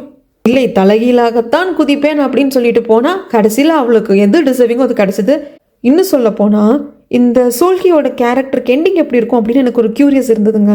கொன்னுருவாங்களா, இல்லை இவளே சூசைட் பண்ணிப்பாளா, இல்லை திருந்திருவாளா, இல்லை இப்போது படையப்பா படத்தில் கிளைமேக்ஸ் மாதிரி நான் வந்து திரும்பி பிறந்து வருவேண்டா அப்படி நீலாம்பரி சொல்லுவாங்க இல்லையா, ஸோ திருந்துற மாதிரி திருந்திட்டு நான் வந்து காத்துக்கிட்டு இருக்கேன் என்னோட டைமுக்காக அப்படிங்கிற மாதிரி ஒரு ட்விஸ்ட்டு கொடுத்து முடிப்பாங்களா அப்படின்னு எனக்கு தோணிட்டு இருந்துச்சு. ஆனால் அந்த மருந்தை குடிச்சு இவளையே மறந்தாதான் இவன் நல்லவளாக இருப்பா, இல்லைன்னா இது ஒரு கேடுகெட்ட ஜென்மம் அப்படிங்கிற மாதிரி நமக்கு காட்டியிருப்பாங்க. உதாரணத்துக்கு ஜின் மூவி சோல்கியும் எடுத்துக்கோங்க. சோல்கியோட அம்மா அப்பா யார்? கோச்சன் சாவா. 2 பேரும் அவ்வளோ பியூரான சோல், அவ்வளோ பியூரான லவ் உள்ளவங்க. அவங்க 2 பேருக்கு பிறந்தவ தான் இந்த சோல்கி. ஆனால் இவகிட்ட அவங்க 2 பேருக்கு இருக்கிற ஏதாவது ஒரு குவாலிட்டி இருக்கா? கிடையவே கிடையாது. அரசருக்கும் சாவாக்கும் பிறந்தவங்க தான் சொல்லலாம். ஆனால் சொல்லனா கிட்ட அந்த 2 பேருக்குமான குவாலிட்டி இருக்கு. அதே மாதிரி ஜின்முவை எடுத்துக்கோங்க. ஜின்முவும் தவறாக வழி நடத்தப்பட்டவன் தான், ஆனால் பிறப்பால் தப்பானவன் கிடையாது. ஆனால் சோல்கி பிறப்பாலேயே அந்த தப்பான மைண்ட் உள்ள பொண்ணு, இந்த இடத்துக்கு நான் தகுதியானவன் கிடையாது, நான் இதை விட பெரிய பெட்டரான பிளேஸில் இருக்கணும் அப்படின்னு சொல்லிட்டு இருக்கிற இடத்த வந்து ரொம்ப கொச்சப்படுத்தி அந்த இடம் தனக்கு தகுதி இல்லை, நான்லாம் இங்கே இருக்கலாமா அப்படிங்கிற மாதிரி நினைக்கக்கூடியது அந்த பிறப்பிலேயே அவளுக்கு இருக்கு. அது சின்ன வயசுலேருந்தே காட்டியிருப்பாங்க. ஏன்னா அக்காவும் தங்கச்சியும் காட்டுக்குள்ளே 2 பேர் சேர்ந்து தொலைஞ்சு போயிட்டாங்க. தங்கச்சிக்காரி பயந்து ஓடி வருவா. ஐயோ நம்ம அக்காவையும் வந்து கீழே விழுந்துட்டாலே அவளை கை தூக்கி விடணுமே அப்படிங்கிற எண்ணம் அவளுக்கு வராது. தான் தப்பிச்சா போதும் அப்படிங்கிற மாதிரி இருக்கும். சரி, இவங்களை தேடிக்கிட்டு இருந்த அம்மா அப்பா அந்த ஆண்டிங்க 2 பேர்கிட்டையும் வந்து சேர்ந்துட்டா. ஐயோ அக்காவை போய் காப்பாத்துங்கன்னு கூட சொல்ல மாட்டான். ஏன்னா ஏன் அக்காவை விட்டு வந்த அப்படிங்கிற கேள்வி கேட்டுருவாங்க அப்படின்னு சொல்லிட்டு நானும் அக்காவும் தனித்தனியாக தான் காணாமல் போனோம், தனித்தனியாக தான் காட்டுக்குள்ளே வழி தவறி போயிட்டோம் அப்படிங்கிற மாதிரி சொல்லிடுவா. ஸோ அந்த சீன் என்ன காட்டுது அப்படின்னா, இவ கூட இருக்கிற யாருக்குமே உண்மையாக இருக்க மாட்டா. பெத்த அம்மாவாக இருந்தாலும் சரி, பெத்த அப்பாவாக இருந்தாலும் சரி. ஏன்னா இந்த உண்மையெல்லாம் தெரியறதுக்கு முன்னாடி சொல்லனா சொல்கி 2 பேருமே வந்துட்டு அக்கா தங்கச்சிங்க தான். அதுவும் சொந்த அக்கா தங்கச்சிங்க, ஒரே அம்மா அப்பாவுக்கு பிறந்த அக்கா தங்கச்சிங்க தான் அவங்க நினச்சிட்டு இருந்தாங்க. அப்படி இருக்கிறப்பவே தக்காவை வந்து ஈஸியாக விட்டுருவா சோல்கி. இவளுக்கு என்ன, இவளோட விஷயம் சேஃபாக இருக்கா அப்படிங்கிறத மட்டும்தான் பாப்பா. ஸோ தனக்குன்னு இருக்கிறவங்க மேலே இவளுக்கு வந்து அந்த பாசமே வராது அப்படிங்கிறத சீனில் காட்டியிருப்பாங்க. ஏன்னா பின்னாடி தான் தெரிய வரும், சொல்லனா சோல்கிக்கு அம்மா ஒன்று அப்பா வேற. ஜின்மு எடுத்துக்கிட்டிங்க அப்படின்னா, ஜின்மு வந்து 3 வயசு குழந்தையா இருந்தப்பவே அரசர் வந்து இடம் மாற்றிட்டாரு. ஜின்முவை வளர்த்ததெல்லாம் Visu uncle. So Visu uncle வளர்ப்பில் வந்து வளர்ப்பு சரி கிடையாது. சின்ன வயசுலேருந்து உன் அப்பா இறந்து போன அரசரை கொண்டது இந்த அரசன் தான், நீ வந்து தான் வந்து அரியணை ஏறணும், நீ அதுக்காக தான் இப்படி இருக்கணும் அப்படி இருக்கணும் விஷத்தையே விதைச்சு வளர்த்துட்டாங்க. ஆனால் ஜின்மு தப்பானவன் கிடையாது, தப்பாக வளர்க்கப்பட்டவன். ஒருவேளை அரசர் 2 குழந்தைங்களையும் கரெக்டாக பார்த்து இன்னும் வேற மாதிரி ஏதாவது யோசிச்சு, இல்லைன்னா இவரே வேற ஒரு அமைச்சரையோ மந்திரியாரையோ தேர்ந்தெடுத்து கொடுத்து வளர்த்துக்கோங்கன்னு சொல்லியிருந்தா மேபி ஜின்மு இன்னும் ஒரு நல்ல மனிதனாக வந்திருக்கிறதுக்கு வாய்ப்பு இருக்கு. ஏன்னா ஜின்மு கிட்ட அந்த குவாலிட்டி இருந்தது. ஏன்னா கடைசியாக தங்கச்சிக்காரிக்கு எதுவும் ஆயிடக்கூடாது அப்படிங்கிறதுக்காக வா இந்த ஊரை விட்டு இந்த நாட்டை விட்டு ஓடி போய் எங்கேயாவது வாழ்ந்துக்கலான்னு கூப்பிடுவான். ஏன்னா தன் கூட இருக்கிறவங்கள காப்பாற்றணும், அவங்கள காட்டி கொடுக்கக்கூடாது அப்படிங்கிற மைண்ட் இருந்தது. ஈவன் 2வது வாட்டி சாவாவோட அந்த அட்டாக் பண்ண இடத்துக்கு அனுப்பிச்சு அங்கே இருக்கிறது எல்லாத்தையும் எரிச்சு விட சொன்னது விசு அங்கிள் தான். ஆனால் கடைசி வரைக்கும் அரசர் முன்னாடி தான் எல்லாத்தையும் பண்ணதாக வந்து ஜின்மு ஒத்துப்பானே தவிர்த்து விசு அங்கிளை கூட காட்டி கொடுக்க மாட்டான். ஸோ ஒரு பிரச்சனைன்னு வர்றப்போ நம்மளை சார்ந்தவங்களை வந்து அப்படியே சும்மா தூக்கி வீசிட்டு நாம தப்பிக்கணும் அப்படிங்கிற குணம் வந்து ஜின்மு கிட்ட கிடையாது. ஸோ 2 பேருக்கும் வித்தியாசம் இருக்குது. இந்த சோல்கி எல்லாம் பிறப்புலேயே அப்படி, அவளையெல்லாம் ஒன்றும் பண்ண முடியாது. இவளெல்லாம் வந்து இவளை மறந்து வாழ்ந்தாதே இவன் நல்லவளா வாழ்வா. அதனால கடைசியில் தான் ஆகும் இவ யார் என்னங்கிறதே இவளுக்கு எல்லாம் மறந்து போயிடும். ஆனால் கடைசியில் கொஞ்சம் கொஞ்சமாக ஞாபகம் வந்த மாதிரி இவளுக்குன்னு ஒரு லைஃப் இருக்குது, ஜின்மு கூட சேர்ந்த மாதிரி காட்டியிருப்பாங்க. ஆனால் சோல்கி பண்ண தப்புக்கு இந்த கிளைமேக்ஸ் அவளுக்கு டிசர்விங்னு கேட்டிங்கன்னா கண்டிப்பாக டிசர்விங் கிடையாது. இவ்வளோ ஸ்மூத்தான கிளைமேக்ஸ் வந்து அவளுக்கு சரி கிடையாது. ஏன்னா எத்தனை உயிர் அவள் கையால் போயிருக்கு.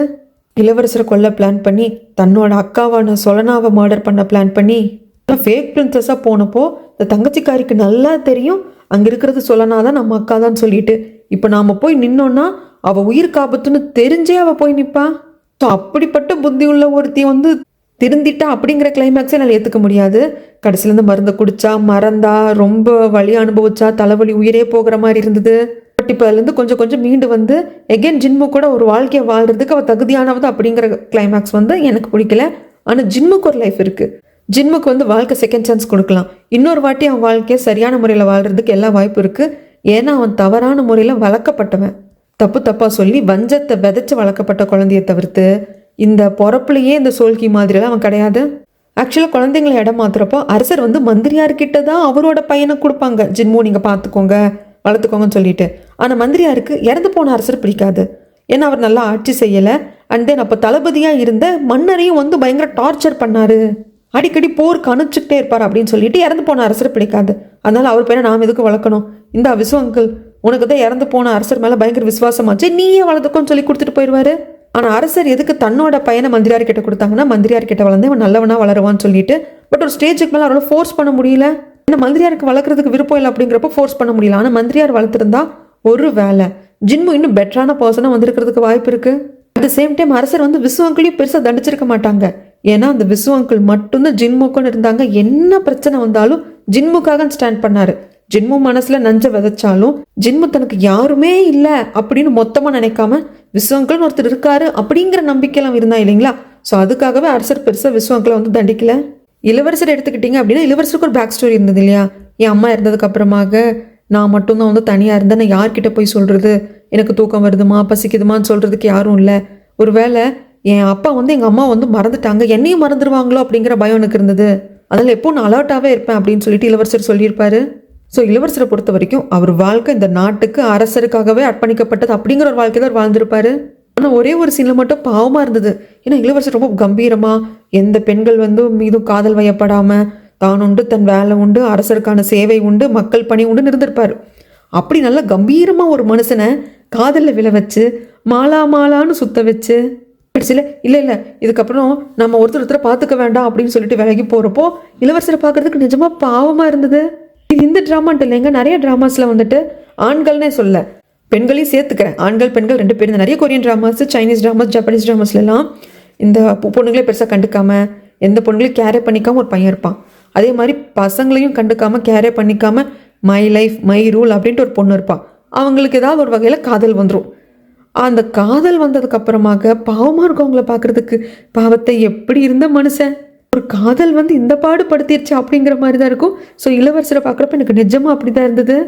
ஏமா நீங்கள் 2 பேரும் அண்ணன் தங்கச்சி இல்லாமா, ஏமா அந்த மனுஷனை போட்டு டார்ச்சர் பண்ணுற அப்படின்னு சொல்லணும் தான் இருந்தது. பட் அந்த சீன்ஸ் எல்லாம் வந்துட்டு நல்லா இருந்ததுங்க. அவங்க 2 பேரும் காதலிக்கிறாங்க, ஆனால் ஏதோ ஒன்று சேர விடாமல் தடுக்குது. அப்படிங்கிறப்போ அந்த ஃபீலை நம்மளுக்கு அப்படியே கடத்தியிருப்பாங்க. ரொம்ப நல்லா இருந்தது. ஆனால் என்னை ரொம்ப ரொம்ப யோசிக்க வச்ச, அப்படியே ரொம்ப அணுவணுவாக என்னை யோசிக்க வச்ச கேரக்டர்னால் இந்த 3 தாங்க. இளவரசர் கூட கிடையாது. ஜின்மு, சொலனா, சோல்கி, இந்த 3 கேரக்டர் தான். நிறைய ட்ராமாஸில் நிறைய நெகட்டிவ் கேரக்டர்ஸ் பார்த்துருப்போங்க. ஆனால் இந்த சோல்கி மாதிரி ஒரு கேரக்டர் இருக்கவே கூடாது. அந்த பொண்ணு ஒரு கதாபாத்திரத்தை எடுத்து நடிச்சிருக்கா இல்லைங்களா, அந்த கதாபாத்திரத்துக்கான குணாதிசயம் இருக்கிறவங்க மண்ணில் இது வரைக்கும் பிறந்திருக்கக்கூடாது, இதுக்கப்புறம் பிறக்கவும் கூடாதுன்னு நான் ஆண்டவனை வேண்டிக்கிறேன். ஏன்னா அந்த அளவுக்கு பெற்றவங்களுக்கும் உண்மையா இல்லை, கூட பிறந்தவங்களுக்கும் உண்மையா இல்லை, இந்த நாட்டுக்கும் உண்மையா இல்லை, இளவரசியாக வந்து இத்தனை பேர் கூட சேர்ந்து வாழ்ந்திருக்கோமே அப்படின்னு அவங்களுக்கும் உண்மையா இல்லை.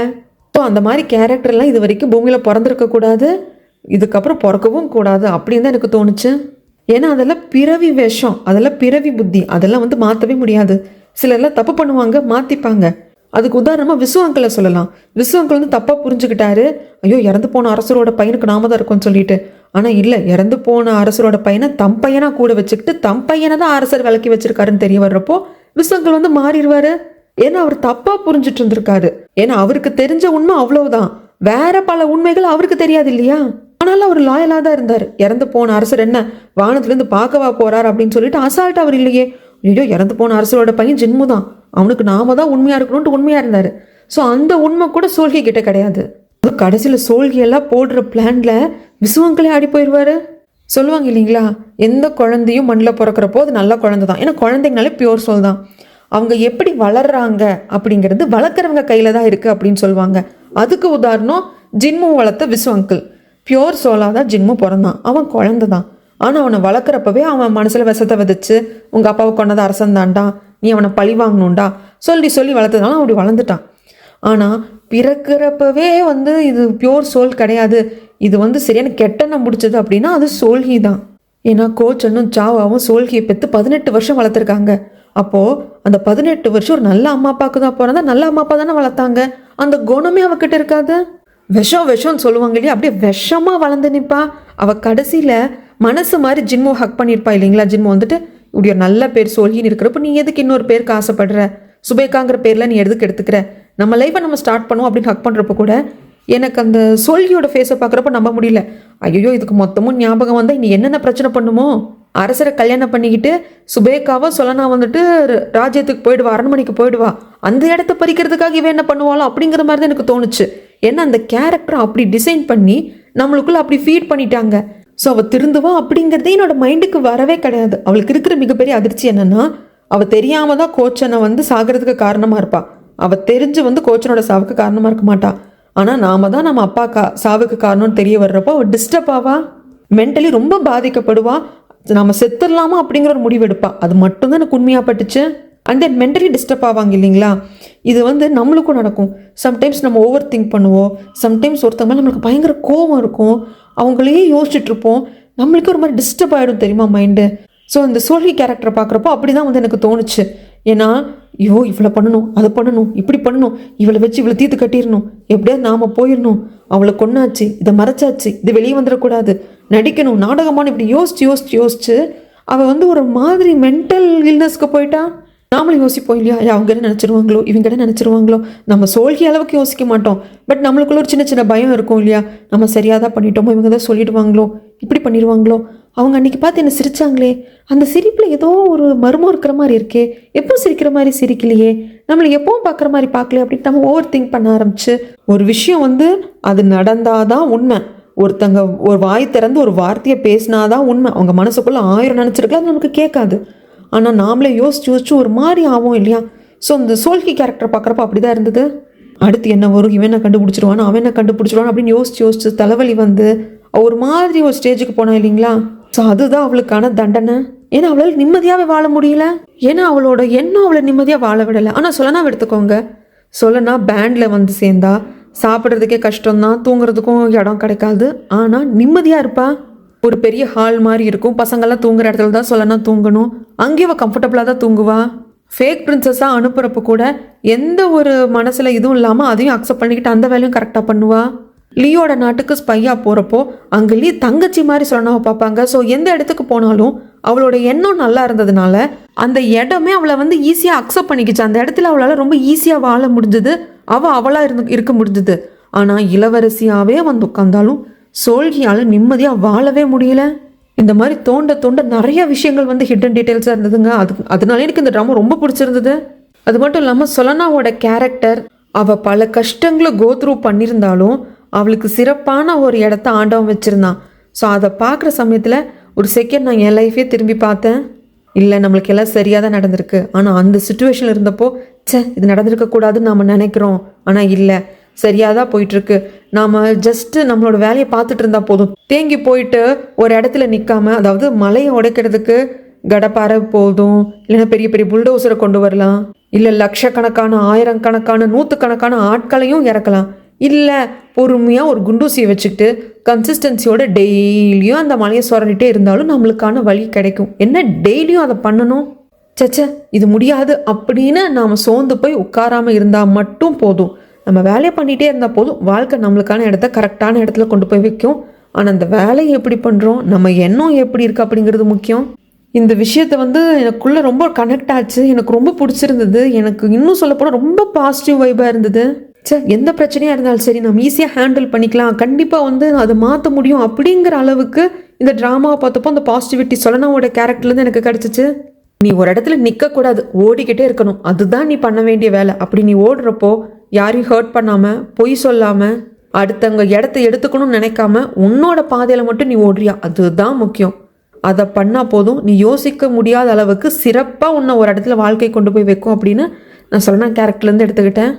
சமயங்களில் குழந்தைங்க வளர்ப்பின் ரீதியாக மாற்றப்படுவாங்க. பிறக்கிறப்போ பியூராக தான் இருப்பாங்க, வளர்ப்பின் ரீதியாக மாற்றப்படுவாங்க. அந்த வளர்கிற விதங்கிறது மாற்றும். சில குழந்தைங்க பிறக்கிறப்பவே அந்த பிறவி குணம் அப்படின்னு சொல்லிட்டு அது இருந்துரும் போல இருக்குது.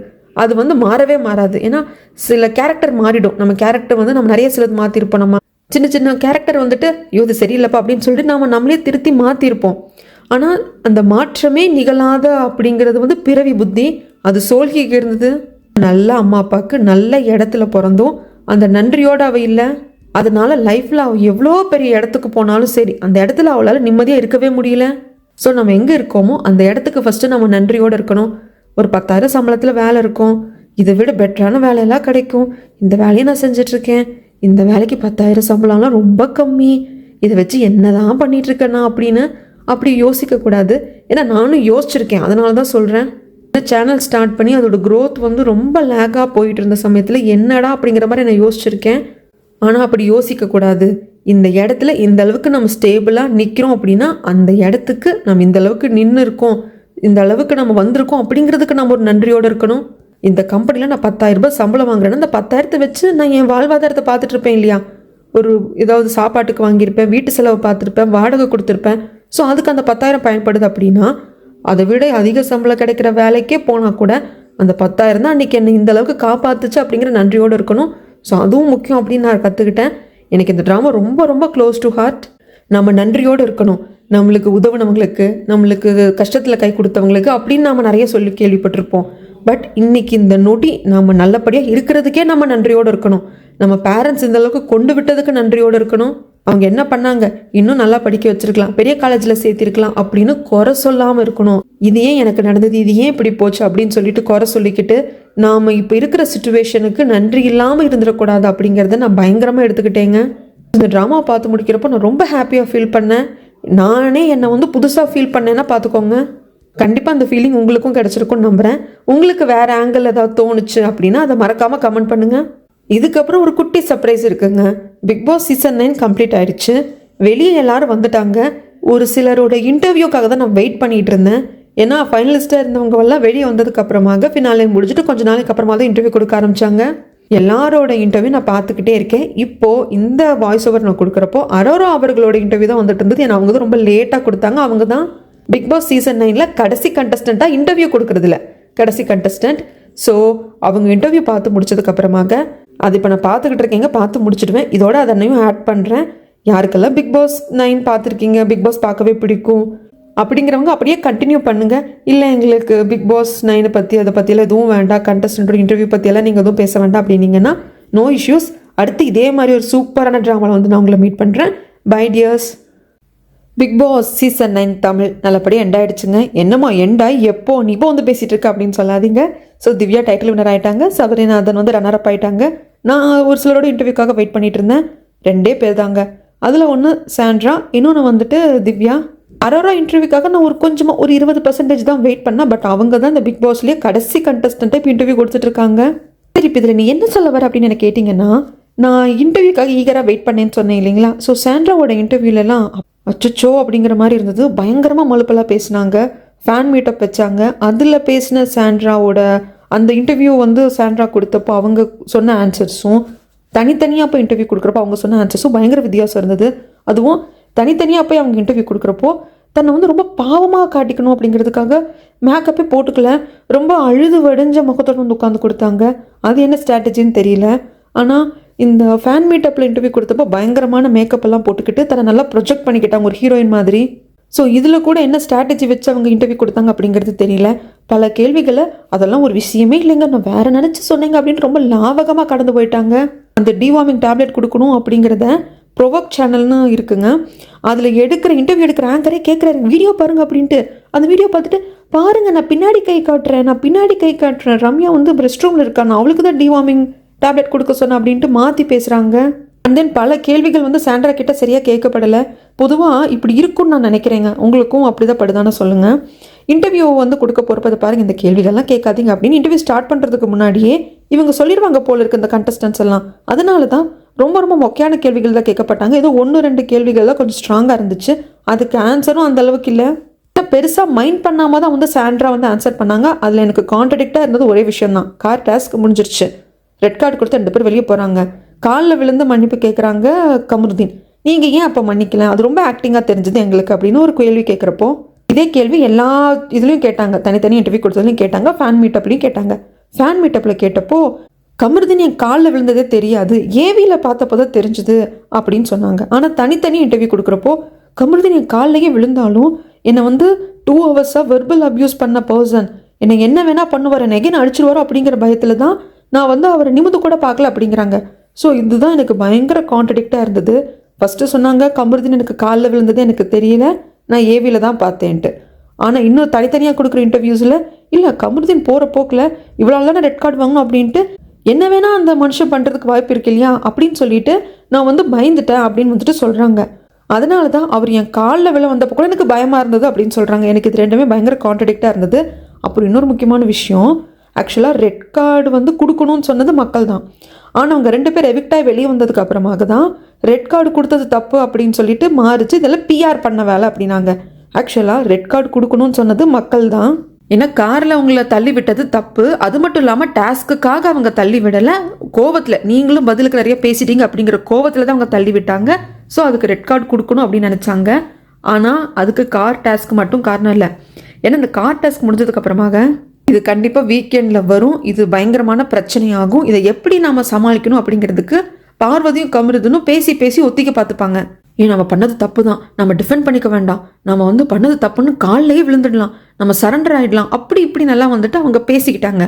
ஸோ நீ பண்ண தப்பை அதுலேருந்து எப்படி தப்பிக்கிறது அப்படின்னால பார்க்கறதுனால தான் மக்களுக்கு இன்னும் எச்சா கோவம் வந்தது, ரெட் கார்டு கொடுங்க அப்படின்னு வந்துட்டு சொன்னாங்க. அதுக்கு காரணம் அந்த கார் டாஸ்க்கு மட்டும் கிடையாது, இதுக்கு முன்னாடி இருந்தே பண்ண பல விஷயங்கள் இருக்குது, அது எல்லாத்துக்கும் சேர்த்து வச்சு தான் ரெட் கார்டு கொடுக்கணும்னு சொல்லிட்டு இருந்தாங்க. ஈவன் வீக்கெண்ட் ஷோ வந்து ஆரம்பிக்கிறதுக்கு முன்னாடி கூட இவங்க 2 பேரும் டான்ஸ் எல்லாம் ஆடிட்டு இருந்திருப்பாங்க.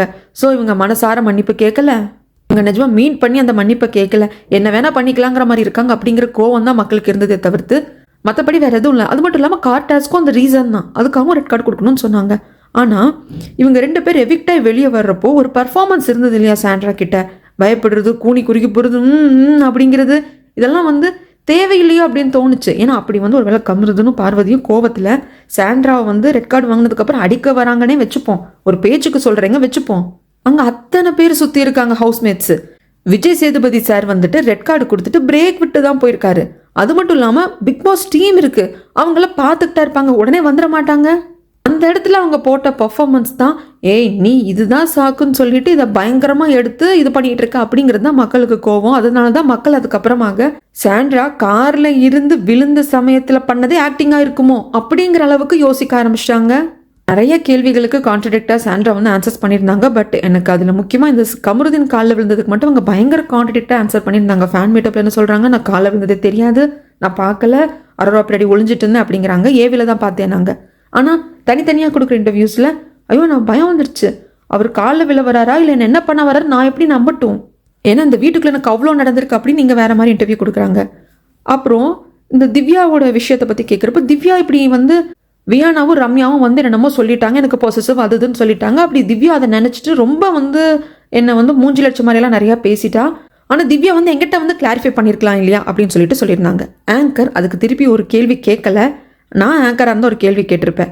சரிங்க, நீங்கள் வந்து ரம்யா ஜோ வியானா வந்து எல்லாம் சொன்னது திவ்யா கேட்டுக்கிட்டு உங்கள் மேலே கோவமாக இருந்தாங்க, நீங்கள் பிரஜன் மேலே பொசிசிவானீங்க, திவ்யா கிட்ட பேசினதில் பொசிசிவானீங்க, அதனால அவங்க கோவமாக இருந்தாங்க, உங்ககிட்ட கிளாரிஃபை பண்ணணுங்கிறீங்க.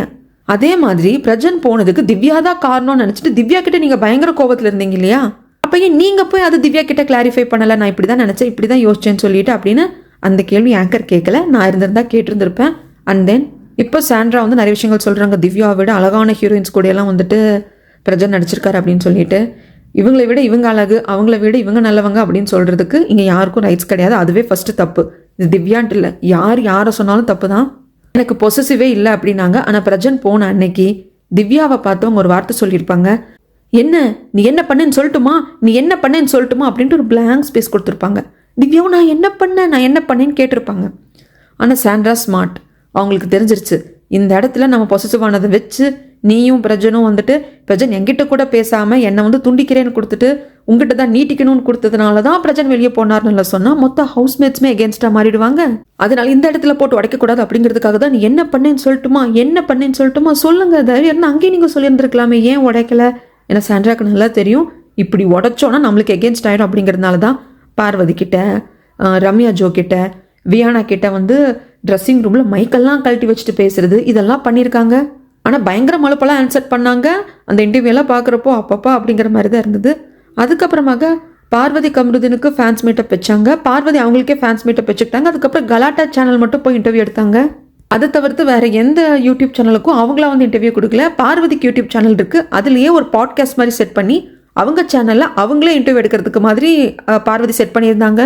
அதில் எனக்கு சில விஷயங்கள் கான்ட்ரடிக்டாக இருந்தது. அது என்னென்னா, நான் யாரையுமே கொச்சப்படுத்தி பேசினது கிடையாது, நான் யாரையுமே இப்படி பேசினது கிடையாது, அப்படி பேசினது கிடையாது அப்படின்னு சொன்னாங்க. ஆனால் அரோராக்கு எகேன்ஸ்டாக ஆபாச குறியீடு அப்படின்னு சொல்லிட்டு ஒரு பிரச்சனை கிளம்புச்சு. அதை கிளப்பினவங்களே வந்து பார்வதி தான். அந்த பிரச்சனை வந்து கிளாரிஃபை வேணும்னு அரோரா கேட்குறப்போ எல்லாரையும் கூப்பிட்டு வந்து லிவிங் ஏரியாவில் உட்காரவை, அப்போ தான் சொல்லுவேன் அப்படின்னு சொல்லி அது வீக்கெண்டில் கடைசியில் அந்த செட் ப்ராப்பர்ட்டியெல்லாம் எடுத்துகிட்டு வந்து விஜய் சேதுபதி சார் அதுக்கு பயங்கரமாக விளக்கம் கொடுத்து, இதை பார்க்குறப்போ ஆபாச குறியீடு அப்படின்னு சொல்கிற அந்த புத்தி தான் வந்து வக்ர புத்தி அப்படின்னு சொல்லி பயங்கரமாக பேசியிருப்பாங்க. ஏன்னா அந்த டைம் வந்துட்டு கமருதனும் அரோரா வந்து ரொம்ப ஃப்ரெண்ட்லியாக க்ளோஸாக இருந்தாங்க.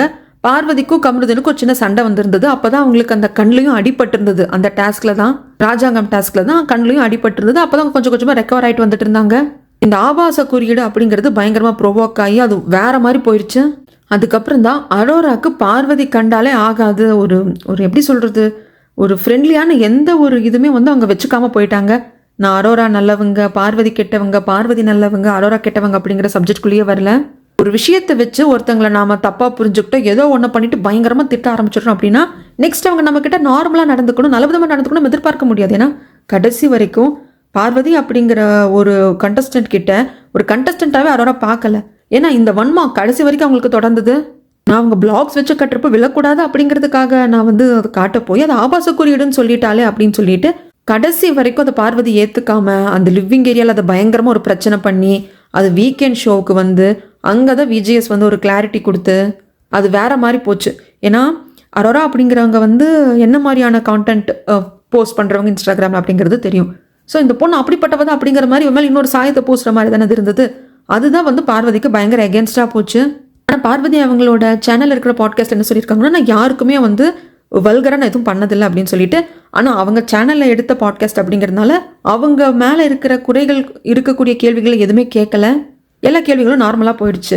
ஈவன் 2 பாட்காஸ்ட் வந்து ஃபஸ்ட்டு வந்த பாட்காஸ்ட் கூட ஓகே, ஒருத்தர் எடுத்திருப்பாரு, அவர் பேர் எனக்கு தெரியல. அடுத்து 2வது வந்து பாட்காஸ்ட் வந்து ஒரு லேடி தான் வந்து எடுத்திருப்பாங்க. அவங்க வந்து இந்த கார் டாஸ்க் பற்றி எல்லாமே கேட்குறாங்க. அப்போது அந்த பாட்காஸ்ட்டில் பார்வதி ஒன்று சொல்லியிருப்பாங்க, நான் வந்து ஒரு ரொம்ப க்ளோஸ்டான இடத்துல ஒருத்தர் மேலே எனக்கு நட்பையும் தாண்டின ஒரு ஃபீலிங் வருது. ஸோ அதுக்கு நாங்கள் வந்து அந்த இடத்துல கொஞ்சம் ஓப்பனாக இருந்துட்டோம். அதாவது அவங்க ஒரு டைம் ஒரு டோருக்கு பின்னாடி போய் கிஸ் பண்ணிக்கிட்டது, ட்ரெஸ்ஸிங் ரூமுக்குள்ளே தனியாக போனது 2 பேரும் அப்படின்னு சொல்லிட்டு அந்த விஷயங்களை வந்து அவங்க கொஞ்சம் மறைமுகமாக மென்ஷன் பண்ணாங்க. டேரெக்டாக கிடையாது, மறைமுகமாக அதை மென்ஷன் பண்ணிவிட்டு, நான் என் ஃபீலிங்ஸ்க்கு உண்மையாக இருந்தேன், நான் நானாக இருந்தேன், யாரும் பண்ணாததையாக நான் பண்ணிட்டேன், ஏன் இதெல்லாம் யாரும் பண்ணது இல்லையா, 4 செவத்துக்குள்ளே மட்டும்தான் பண்ணணுன்ட்டு இருக்கா அப்படின்னு சொன்னப்போ தான் எனக்கு மற்ற விஷயங்களில் கூட பார்வதி அவர்கள் மேலே வந்து ஒரு ஒப்பீனியன் இருந்தது. சரி, இப்படியா இருந்திருக்குமோ அப்படியா இருந்திருக்குமோ அப்படிங்கிற மாதிரி ஒரு தாட் இருந்தது. ஆனால் நாங்கள் என்ன யாரும் பண்ணாததையாக பண்ணிட்டோம், 4 செவத்துக்குள்ளே தான் நடக்கணுன்ட்டு இருக்கா அப்படின்னு அவங்க சொன்னது வந்து எனக்கு ரொம்ப வந்து தப்பாக பட்டுச்சு. அது மட்டும் எனக்கு கொஞ்சம் கூட பிடிக்கல. அப்போது நீங்கள் ஏன் கதவுக்கு பின்னாடி கேமரா இல்லாத இடமா ஓடி போனீங்க, யாரும் பண்ணாததுன்னு நீங்கள் பண்ணல, அப்போ கேமரா முன்னாடியே பண்ணியிருக்கலாமே அப்படிங்கிற கேள்வி எனக்கு வந்தது. எனக்கு அது கூட பரவாயில்ல, சரி உண்மைதான், அவங்க வந்து 2 பேர் லவ் பண்ணுறாங்க, கிஸ் பண்ணிக்கணும்னு தோணுது, ஹக் பண்ணிக்கணும்னு தோணுது, ஓகே இருக்கட்டும், அது ஒரு பக்கம். ஆனால் அதுக்கு ஒரு ஜஸ்டிஃபை பண்ணுற மாதிரி ஃபாரின்ல இதெல்லாம் வந்து சர்வசாதாரணம், நாம் தான் அதை பெருசாக பார்க்குறோம் அப்படிங்கிறப்ப எனக்கு இதுதான் பிடிக்கலை, புரியலை. ஃபாரின்ல அவன் என்ன வேணால் பண்ணுவான், அப்போ நீங்கள் அங்கே போய் செட்டில் ஆகுங்க, அங்கே போய் வீடு வாங்குங்க, லேண்ட் வாங்குங்க. நான் பார்வதி அவர்களோட சேனலில் ஒரு வீடியோ பார்த்துருந்தேன். 100 வருஷம் ஆன ஒரு வளாகம் இருக்கான், அங்கே இருக்கிறவங்கெல்லாம் இவங்க சொந்தக்காரங்க தானம்மா, அதெல்லாம் வந்து ரொம்ப பெருமையாக வந்து அந்த வீடியோ போட்டிருப்பாங்க. நான் வந்து இந்த மண்ணோட புதல்வி, நான் மதுரைக்காரி அப்படின்னு அந்த பெருமைக்கெல்லாம் மட்டும் தமிழ்நாட்டுக்கு இந்தியாவுக்குள்ளே வந்துடுறாங்க. மற்றபடி இந்த மாதிரி இந்த கிஸ் பண்ணுறது இந்த மாதிரி விஷயங்களுக்கெல்லாம் மேலை நாடுகளில் இந்த சாதாரணம்னு அங்கே போயிடுறாங்க. எனக்கு அதுதான் புரியலை. இன்னும் கமெண்ட் செக்ஷனில் நான் நிறையா வந்து பார்த்தேன், இவங்க பிக் பாஸ்குள்ளே இருந்தப்போ என்ன இந்த பொண்ணு இப்படி பண்ணுறோம் அப்படிங்கிற சமயத்தில் ஹிந்தியில் போய் பாருங்கள், இதுக்கு மேலே நடக்குது.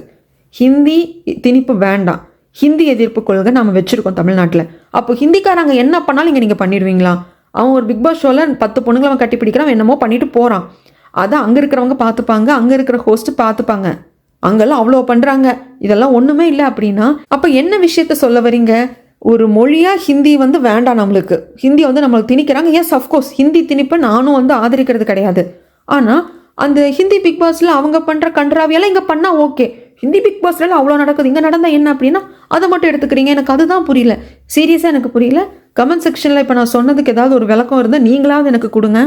ஏன்னா இதையவே தான் அரோரா சொல்லியிருப்பாங்க துஷார்கிட்ட, இதெல்லாம் ஃபாரின் கண்ட்ரியில் சாதாரணமாக பார்ப்பாங்க இல்லடா, இங்கே தாண்ட வித்தியாசமாக பார்க்குறாங்க, அப்போ அங்கே போங்க, இங்கே சம்பாரித்து அந்த பணத்தை எடுத்துகிட்டு போயிட்டு தான் போலாண்டில் படிக்கணும்னு நினைக்கிறீங்க. அப்போ உங்களுக்கு சம்பாதிக்கிறதுக்கு இந்த நாடு வேணும், ஆனால் நல்லா வாழ்கிறதுக்கு இஷ்டப்படி வாழ்கிறதுக்கு வேறு நாடு வேணும் அப்படின்னா எனக்கு அது புரியலை ஃபஸ்ட்டு. 2வது, அரோரா அப்படிங்கிற அந்த கண்டஸ்டண்ட்டும் துஷார் அப்படிங்கிற ஒரு பையனை மைக் கழட்டி வச்சுட்டு வா அந்த ட்ரெஸ்ஸிங் ரூம்குள்ளே போய் பேசலான்னு கூப்பிட்டவங்க தான். அதையும் டெலிகாஸ்ட் பண்ணாதான் செஞ்சாங்க, மறைச்செல்லாம் வைக்கல. எதை டெலிகாஸ்ட் பண்ணணும் பண்ணக்கூடாது அப்படிங்கிறது சேனல் கையில் தான் இருக்குது.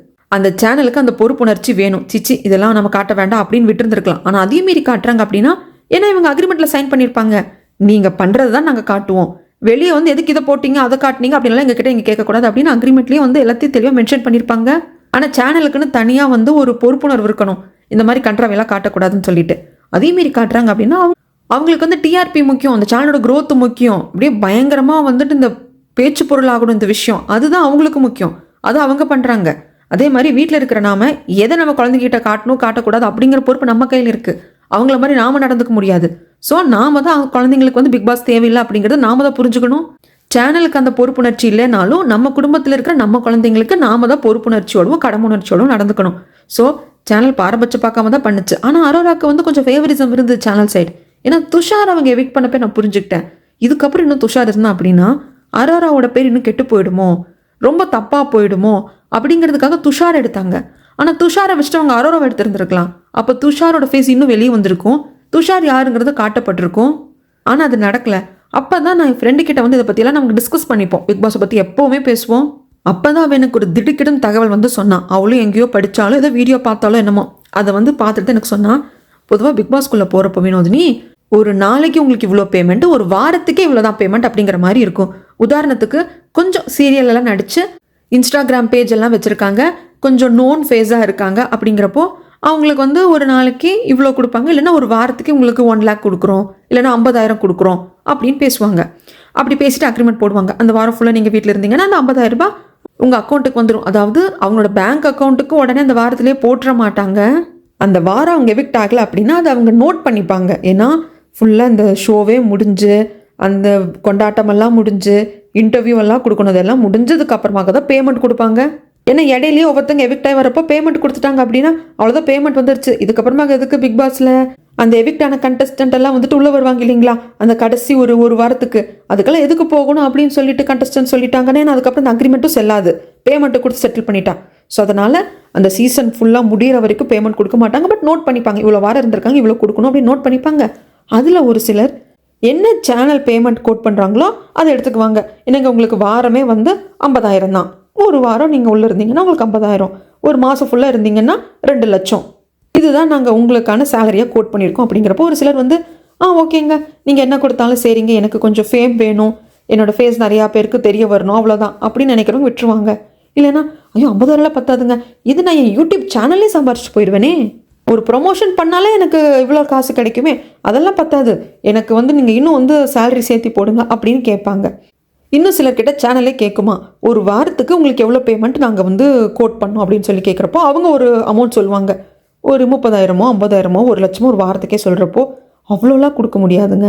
நீங்கள் வந்து அந்தளவுக்கு ஃபேமான பர்சன் கிடையாது, இப்போ தான் சேனல் ஸ்டார்ட் பண்ணியிருக்கீங்க.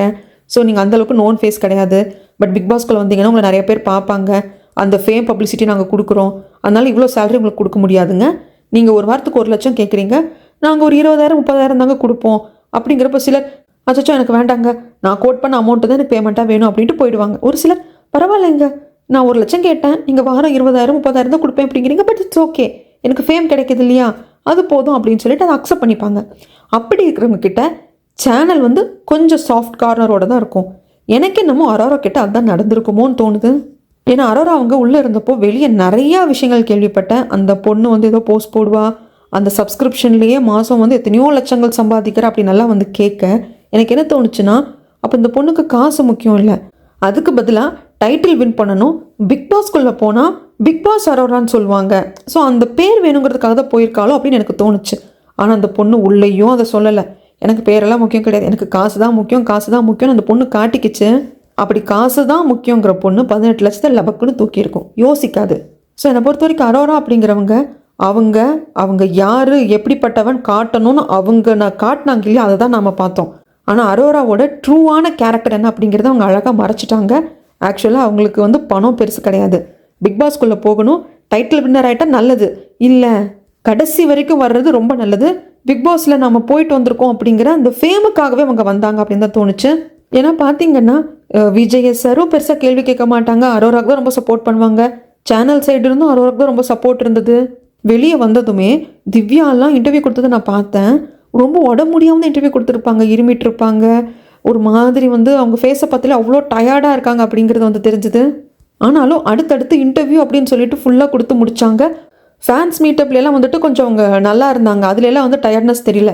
ஆனால் இந்த சிங்கிள் இன்டர்வியூ எல்லாம் கொடுத்துட்டு இருந்தாங்க இல்லைங்களா, அப்படி யூடியூப் சேனலுக்குள்ளே கொடுத்த இன்டர்வியூவில் அவங்க ஃபேஸை பார்த்தாலே தெரிஞ்சது ரொம்ப உடம்பு முடியாமல் உட்காந்துட்டு இருக்காங்க அப்படின்னு சொல்லிட்டு அவங்களுக்கான டைமே கொடுக்கல. ஆனால் அரோரா நான் பார்த்துக்கிட்டே இருக்கேன், அரோராவோட இன்டர்வியூ வராதோ என்னமோன்னு சொல்லிட்டு. ஆனால் கடைசியில் நேற்று தாங்க வந்தது அரோராவோட இன்டர்வியூ நான் பார்த்தேன். இந்த பிக் பாஸ்லேயே கடைசி கண்டஸ்டண்ட்டாக அவங்க இன்டர்வியூ கொடுக்குறாங்க. வினோத், சபரி, அப்புறம் திவ்யா இவங்கெல்லாம் கொடுத்ததுக்கு அப்புறமாக சாண்ட்ரா, இப்போ சாண்ட்ராக்கு அப்புறமாக அரோரா தான் இன்டர்வியூ கொடுத்துட்டு இருக்காங்க. ஸோ எல்லா வகையிலேருந்து அவங்களுக்கு சப்போர்ட் பண்ணுறத பார்க்குறப்போ இவங்க வந்து அந்த பேமெண்ட் எனக்கான சம்பளம் அப்படிங்கிறத பெருசாக இவங்க வந்து ரொம்ப வந்து எனக்கு இவ்வளோ தான் வேணும்னு சொல்லி கேட்கல போல இருக்குது. அதனால இந்த பொண்ணு நம்மளுக்கு பெருசாக சம்பளமும் கேட்கல, ஸோ அந்த வகையில் நம்மளுக்கு நட்டம் இல்லை. அதனால தான் பெருசாக அரோரா வந்துட்டு கார்னர் பண்ணலை யாருமே, வீக்கெண்ட் எபிசோட்லேயும் கிடையாது. விஜய் சேதுபதி சார் அதிகப்படியாக கேட்குறது அரோராவையும் துஷாரையும் நிற்க வச்சு, நீங்கள் வந்து உங்களுக்கெல்லாம் அந்த பீம் பேக்கில் பீன்லாம் கரெக்டாக இருக்கா, ஏசியெல்லாம் கரெக்டாக இருக்கா அப்படின்னு தான் வந்து கேட்டு ஒரு மாதிரி கலாச்சிருப்பாரே தவிர்த்து ரொம்பலாம் பேசியிருக்க மாட்டாங்க. ஸோ எனக்கு அந்த டவுட் இருக்குங்க, இது டவுட்டு தான், என்னால் கன்ஃபார்மெல்லாம் பண்ண முடியாது, ஆனால் எனக்கு அந்த டவுட் இருக்குது.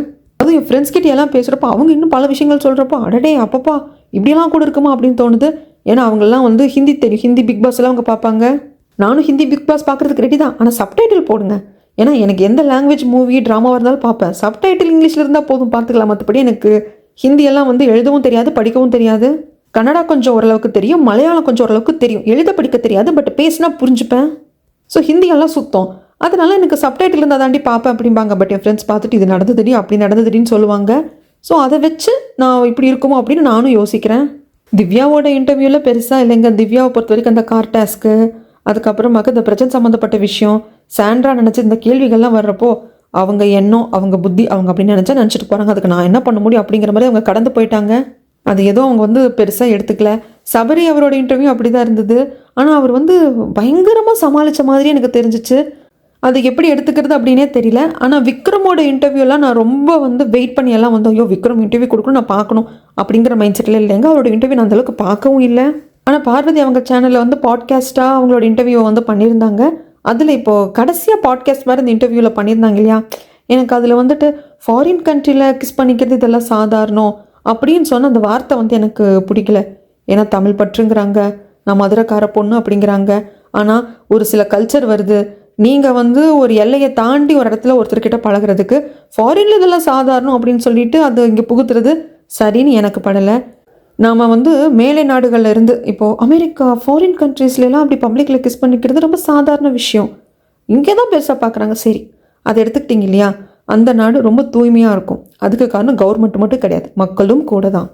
அதே மாதிரி அது நம்ம நாடு அப்படி நீட்டாக இருக்கட்டுமே, அட்லீஸ்ட் நாம் அதை வச்சுக்கலாமே அப்படிங்கிற மாதிரி யாரும் பேசி நான் பார்த்ததே கிடையாதுங்க. ட்ரெஸ் பண்ணிக்கிறது மேலை நாடுகளில் பண்ணுற மாதிரி பண்ணிக்கிட்டே என்ன தப்பு அப்படின்னு பண்ணிக்கிறாங்க. இல்லை இந்த மாதிரி ஆண் பெண் வந்து பப்ளிக் பிளேஸில் கொஞ்சம் அத்துமீறி வந்து அவங்க ரொம்ப க்ளோஸாக இருக்கிறப்போ இது மேலை நாடுகளில் சாதாரணம் தான் அப்படின்னு அதை ஈஸியாக எடுத்துக்கிறாங்க. அப்போ எதெல்லாம் தோதாக இருக்கோ அதை நம்ம ஈஸியாக எடுத்துக்கிறோம். ஆனால் இன்னும் நிறைய விஷயங்கள் வந்து மேலை நாடுகள்கிட்ட இருந்து நம்ம கற்றுக்க வேண்டியதெல்லாம் இருக்குது. ஆனால் நல்ல விஷயங்கள் நம்ம விட்டுடுறோமோ அப்படின்னு தான் எனக்கு தோணுச்சு. உதாரணத்துக்கு ராமாயணத்தையும் மகாபாரதத்தையும் எடுத்துக்கலாங்க. ராமாயணத்தில் ராவணனோட காதல் தான் சிறந்ததான், அடுத்தவன் பொண்டாட்டியை காதலிக்கிறதா ரொம்ப ஈஸியாக எடுத்துக்கிறாங்க. போயிடுச்சு. அவன் என்ன பண்ணான், விருப்பமே இல்லாமல் சீதையை அவன் தொடவே இல்லை. ஏன்னா தொட்டா அவன் தடை வெடிச்சிரும், விருப்பம் இல்லாத பொண்ணை தொட்டா அவன் தலை வெடிச்சிரும், அதனால தான் அவன் தொடலை. அது மட்டும் இல்லாமல் ராவணனுக்கு மண்டோதரி அப்படின்னு சொல்லிட்டு ஒரு மனைவி இருந்தாங்க. அது இங்கே பல பேர் வந்து யோசிக்கிறதே இல்லை. ராவணன் சீதையை மேல் வைத்திருந்த காதல் தான் உண்மையான காதல். எனக்கு புரியல. ராமரும் சீதையும் கல்யாணம் பண்ணதுக்கு அப்புறமாக வனவாசம் போகிற ஸ்டேஜ் வர்றப்போ ராமர் வந்து சீதையை கூட கூப்பிட்டுருக்க மாட்டாங்க. நீ போய் மிதிலையில் உங்கள் அப்பா வீட்டில் இருமா, நான் வனவாசம்ல வந்து முடிச்சுட்டு வந்து உன்னை மறுபடியும் வந்து இங்கே கூப்பிட்டு வரேன்னு தான் சொல்லியிருப்பாங்க. இல்லை, நான் வந்து உங்கள் கூட தான் இருப்பேன். ராமர் இருக்கிற இடம் தான் சீதைக்கு வந்து அயோத்தி அப்படின்னு சொல்லிட்டு சீதை வந்திருப்பாங்க. ஏன்னா அவங்களுக்குள்ள அந்த லவ் இருந்தது. லவ் அப்படிங்கிறது ரெண்டு பேருக்கும் இருக்கணும், மியூச்சுவல். அது அவங்க ரெண்டு பேர் கூட இருந்ததுனால தான் தன் காதல் கணவன் போகிறதுக்கு காடாக இருந்தாலும் பரவாயில்ல, அவன் கூட போகிறதுக்கு நான் தயார் அப்படிங்கிற மாதிரி சீதை நினச்சாங்க. ஏன்னா என்னோட கணவன், என் காதல் கணவனை விட்டு பிரிஞ்சிருக்கிற கொடுமையை விட அவர் கூட இருக்கிறப்ப நான் எந்த கஷ்டம் அனுபவிச்சாலும் பரவாயில்ல, அது எனக்கு கஷ்டமே இல்லைங்கிறதுக்காக கூட போனாங்க. அதே காதல் தான் ராமர் மேலே லக்ஷ்மணுக்கும் இருந்தது. அது அண்ணன் தம்பி காதல். அண்ணா அவங்க கூட தானே நான் வருவேன் அப்படின்னு சொல்லிட்டு அவரும் கூட வந்தார். இதெல்லாம் யாரும் எடுத்துக்கிறது இல்லை. ராவணனோட காதல் தான் சிறந்தது அப்படின்னு ரொம்ப ஈஸியாக இருக்கிறத எடுத்துக்கிறாங்க. ஏன்னா அவன் ஒரு பொண்ணோட அனுமதி இல்லாமல் அந்த பொண்ணை தூக்கிட்டு வருவான். ஏன்னா அதெல்லாம் ஈஸி இல்லையா, அதை வந்து மேட்ச் பண்ணிக்கலாம் இல்லையா. இன்னொருத்தனோட மனைவியும் தெரிஞ்சிருந்தா அவள் அழகில் மயங்கலாம், அதெல்லாம் வந்து தப்பு இல்லை. ஏன்னா அவன் வந்து ரொம்ப ஈஸியான விஷயம். ஸோ கெட்ட விஷயங்களை ஈஸியாக எடுத்துக்கிறாங்க. ஆனால் அதில் இருக்க நல்ல விஷயங்களை பார்க்கறது இல்லை. அப்படியே மகாபாரதத்துக்கு வந்தால் அது எப்படி ஒரு பொண்ணு 5 பேரை கட்ட போச்சு அப்படின்னு சொல்லிட்டு அதை பற்றி தான் பேசுகிறாங்களே தவிர்த்து அது மட்டும்தான் மகாபாரதம் சொல்லிச்சா, வேறு எதுவுமே சொல்லியா. ஒரு நாட்டை ஆள்ற அரசன் எப்படி இருக்கணும், அப்படி அவன் நெறிமுறைப்படி அரசு ஆளலை அப்படின்னா அதில் எவ்வளோ பெரிய பிரச்சனைகள் வரும். ஒரு பொண்ணை வந்து ஒரு தவறாக தொடுறான் அப்படின்னா அதுக்கு 100 தலைகள் வீழ்த்தப்படும். ஒரு ஆணும் பெண்ணும் நட்போடவே கடைசி வரைக்கும் இருக்க முடியும். நான் கிருஷ்ணரையும் திரௌபதியும் தான் சொல்கிறேன். கடைசி வரைக்கும் அவங்களுக்குள்ள அந்த நட்பு இருந்தது. இந்த மாதிரி நல்ல விஷயங்கள் கண்ணில் பட மாட்டேங்குது, கெட்ட விஷயங்களை மட்டும் கண்ணில் பட்டு டக்குன்னு எடுத்துக்கிறாங்க. அதுதான் எனக்கு என்னென்னு புரியலை. நான் ராமாயணம் மகாபாரதம் படிச்சிருக்கேன் அப்படிங்கிறதுனாலையும் அதை வச்சு உதாரணமாக சொல்லிட்டேங்க. இன்னும் நிறைய விஷயங்கள் இருக்குது. பப்ளிக் பிளேஸில் கிஸ் பண்ணுறது இதெல்லாம் ரொம்ப சாதாரணம். ஃபாரின் கண்ட்ரீஸில் இது சாதாரணமாக எடுத்துப்பாங்க அப்படிங்கிறது தான் நம்ம நாட்டோட முன்னேற்றமா. அப்போ ஆணும் பெண்ணும் நினச்ச இடத்துல முத்தம் கொடுத்துட்டா நம்ம நாடு முன்னேறி போச்சு, அவ்வளோதான். அதை தவிர்த்து வேறு முன்னேற்றத்துக்கு நம்ம கஷ்டப்பட வேண்டியதே இல்லை. அப்படி தான் எனக்கு தோணுச்சு. இந்த 2 விஷயம் அரோரா வந்து உள்ள பிக்பாஸ்குள்ளேயே சொல்லியிருப்பாங்க. அந்த எபிசோட் நான் பார்த்தேன், துஷார்கிட்டே சொல்லியிருப்பாங்க. இதில் ஃபாரின் கண்ட்ரியில் சாதாரணம் இல்லைடா, இங்கே தான் வித்தியாசமாக பார்க்குறாங்க இல்லைடா அப்படின்னு இருப்பாங்க. அப்போவும் எனக்கு அது பிடிக்கல. பட் நான் எபிசோட் பை எபிசோடாக பிக் பாஸ் ரிவ்யூ பண்ணலைங்க, அது உங்களுக்கே தெரியும். இப்போது பார்வதி அவங்களோட சேனல் இருக்கிற பாட்காஸ்ட்லேயும் நாங்கள் என்ன பண்ணிட்டோம், யாரும் பண்ணாதான் பண்ணிட்டோம், இதில் ஃபாரின் கண்ட்ரியில் சாதாரணம் அப்படிங்கிறது நார்மலைஸ் பண்ணுற மாதிரி இருக்குது. எதை நார்மலைஸ் பண்ணணும்னு இருக்குது, இதெல்லாம் நார்மலைஸ் பண்ணுறது சரி கிடையாது. இந்த மாதிரி விஷயங்களை பண்ணுறதுனால நம்ம நாடு வளர்ந்துருச்சு, நாம் கலாச்சாரத்தில் வளர்ந்துட்டோம் அப்படிங்கிறது அர்த்தம் கிடையாது. கலாச்சாரம், நாகரிகம், பெண்ணியம் அப்படிங்கிறதெல்லாம் வேறு. கலாச்சாரம் அப்படிங்கிறது அடுத்தவங்க வாழ்க்கையில் என்ன நடந்ததுன்னு தெரியாமல் அதை விமர்சிக்காமல் இருக்கணும். சமுதாயத்தில் ஒருத்தங்களை பற்றி உனக்கு தெரியாமல் யாரோ சொன்னாங்க அப்படின்னு தவறான கருத்துக்களை பரப்பாமல் இருக்கணும். உன் காதுக்கு ஒரு விஷயம் வருது, அந்த பொம்பளை அப்படி, இவன் இப்படி, அது உனக்கு காதுக்கு வந்த விஷயம், நீ போய் அங்கே பார்க்கல, அப்போது அதை நீ காது கொடுத்து கேட்குறப்ப இது நம்மளுக்கு தேவையில்லாதது, இந்த காசிப் வேண்டான்னு கட் பண்ணணும்.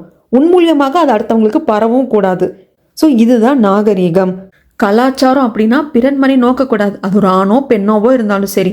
அங்கே என்ன நடக்குது, இங்கே என்ன நடக்குது, இவன் யாரு அவன் யாரு, கல்யாணம் பண்ணிக்கிட்டு ஒரு வாழ்க்கை முறையில் இருந்துக்கிட்டு தன்னோட பார்ட்னருக்கு துரோகம் பண்ணுறது, இதெல்லாம் தான் தப்பு, இதெல்லாம் தான் பண்ணக்கூடாது. பெண்ணியம் அப்படிங்கிறது இன்னும் ரொம்ப உயர்வான விஷயம். அது ரொம்ப நாசூக்காக கையாளணும். ஒரு ஆம்பளை சரக்கு அடிக்கிறான், தம் அடிக்கிறான், நானும் சரக்கு அடிக்கிறேன், தம் அடிக்கிறேன், ஈக்குவல் ஆகிட்டோம் அப்படின்னா தண்ணி அடிக்கிறது, தம் அடிக்கிறதே தப்பு. அது சுற்றுப்புற சூழலுக்கும் நல்லது கிடையாது, ஹெல்த்துக்கும் நல்லது கிடையாது. அது ஒரு ஆம்பளை பண்ணாலும் தப்பு தான், பொம்பளை பண்ணாலும் தப்பு தான். ஆனால் அந்த தப்பை ஈஸியாக பண்ணிவிட்டு நான் ஈக்குவல், ஏன் இஷ்டம் அப்படின்னு சொல்கிறதுல என்ன அர்த்தம் இருக்குது? ஆணுக்கு நிகராக உடை உடுத்திக்கிறதுலையோ இல்லை ஆணுக்கு நிகராக நான் தண்ணி அடித்தேன், தம் அடித்தேன் அப்படிங்கிறதுலையோ பெண்ணியம் கிடையாது. ஒரு ஆணுக்கு நிகராக நான் சம்பாதிக்கிறேன், இந்த ஆண் இல்லைனாலும் இந்த குடும்பத்தை என்னால் பார்த்துக்க முடியும், நான் ஏர்ன் பண்ணுறேன், நான் நல்லா படிச்சிருக்கேன், என் படிப்பை என் குழந்தைங்களுக்கு என்னால் கொடுக்க முடியும். என் புருஷன் நீ தப்பு பண்ணால் நான் கண்டிப்பாக கேள்வி கேட்பேன், நான் ஏன் கேட்குறேன்னு நீ என்ன கேட்கக்கூடாது. இல்லை நீ தப்பு பண்ணியிருக்கேன், நீ என் புருஷன் அப்படிங்கிறதுக்காக நீ பண்ணுற தப்பு எல்லாத்தையும் நான் வாய்மொழி கேட்டுக்க முடியாது, நான் கேள்வி கேட்பேன். இது என்னோட வீடு, இந்த வீட்டை ஒரு ஆம்பளையா நீ வந்து உருவாக்கியிருக்க அப்படின்னா ஒரு பொண்ணா உருவாக்குறதுக்கு நானும் கடமைப்பட்டிருக்கேன். ஸோ இந்த வீட்டுக்குள்ளே எனக்கும் உரிமை இருக்குது அப்படிங்கிறது தான் வந்து பெண்ணியம். இது வீட்டுக்குள்ளே மட்டும் கிடையாது, வெளியிடங்களில், வேலை செய்கிற இடங்களில் கூட நான் வந்து பண்ணது சரி, நீ பண்ணது தப்பு, நீ ஒரு ஆணோ பெண்ணோ யாராக இருந்தாலும் சரி, நீ பண்ணது தப்புனா நாங்கள் கேள்வி கேட்பேன். என்னை சார்ந்தவங்களும் தப்பு பண்ணாமல் இருக்கிறப்போ அவங்களுக்காக நான் ஸ்டாண்ட் பண்ணுவேன். என் கண்ணு முன்னாடி ஒரு தப்பு நடக்கிறப்போ அதை நான் தட்டி கேட்பேன். என்னை பொறுத்த வரைக்கும் இதை தான் பெண்ணியம்னு நினைக்கிறேன். கெட்ட பழக்கங்களை கற்றுக்கிறது அது ஆணுக்கு நிகராக நான் வளர்ந்துட்டேன் அப்படிங்கிறதுக்கான அர்த்தம் கிடையாது. எனக்கு ஒரு ஆணை பிடிச்சிருக்கு, அவனை நான் பப்ளிக் பிளேஸில் கட்டி பிடிச்சி முத்தம் கொடுத்துட்டேன், நான் மிகப்பெரிய பெண்ணியவாதினா அப்படி கிடையாது. எனக்கு பிடிச்ச அவன் கூட தான் நான் வாழ்வேன், என்ன நடந்தாலும் அவன் கூட மட்டும்தான் வாழ்வேன். யாருக்காகவும் அதை மாற்றிக்க மாட்டேன், யாருக்காகவும் அவனை விட்டு கொடுத்துட மாட்டேன். எங்களோட உறவை, இந்த காதலை யாரும் பிரிக்காத மாதிரி நான் பார்த்துப்பேன் அப்படிங்கிறது தான் பெண்ணியமாக நினைக்கிறேன். இதை நானும் பண்ணணும், அந்த ஆணும் அந்த உறவுக்கு வந்து அந்த அளவுக்கு உண்மையாக இருக்கணும்.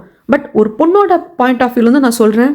அதை விட்டுட்டு பப்ளிக் பிளேஸில் அவனை தனியாக கூப்பிட்டேன், முத்தம் கொடுத்தேன், நான் ஒரு புதுமை பெண், நான் பாரதி கண்ட புதுமை பெண் அப்படின்னா நான் சத்தியமாக நான் ஒத்துக்க மாட்டேன். மற்றவங்க வேணால் அதை ஒத்துக்கட்டும்.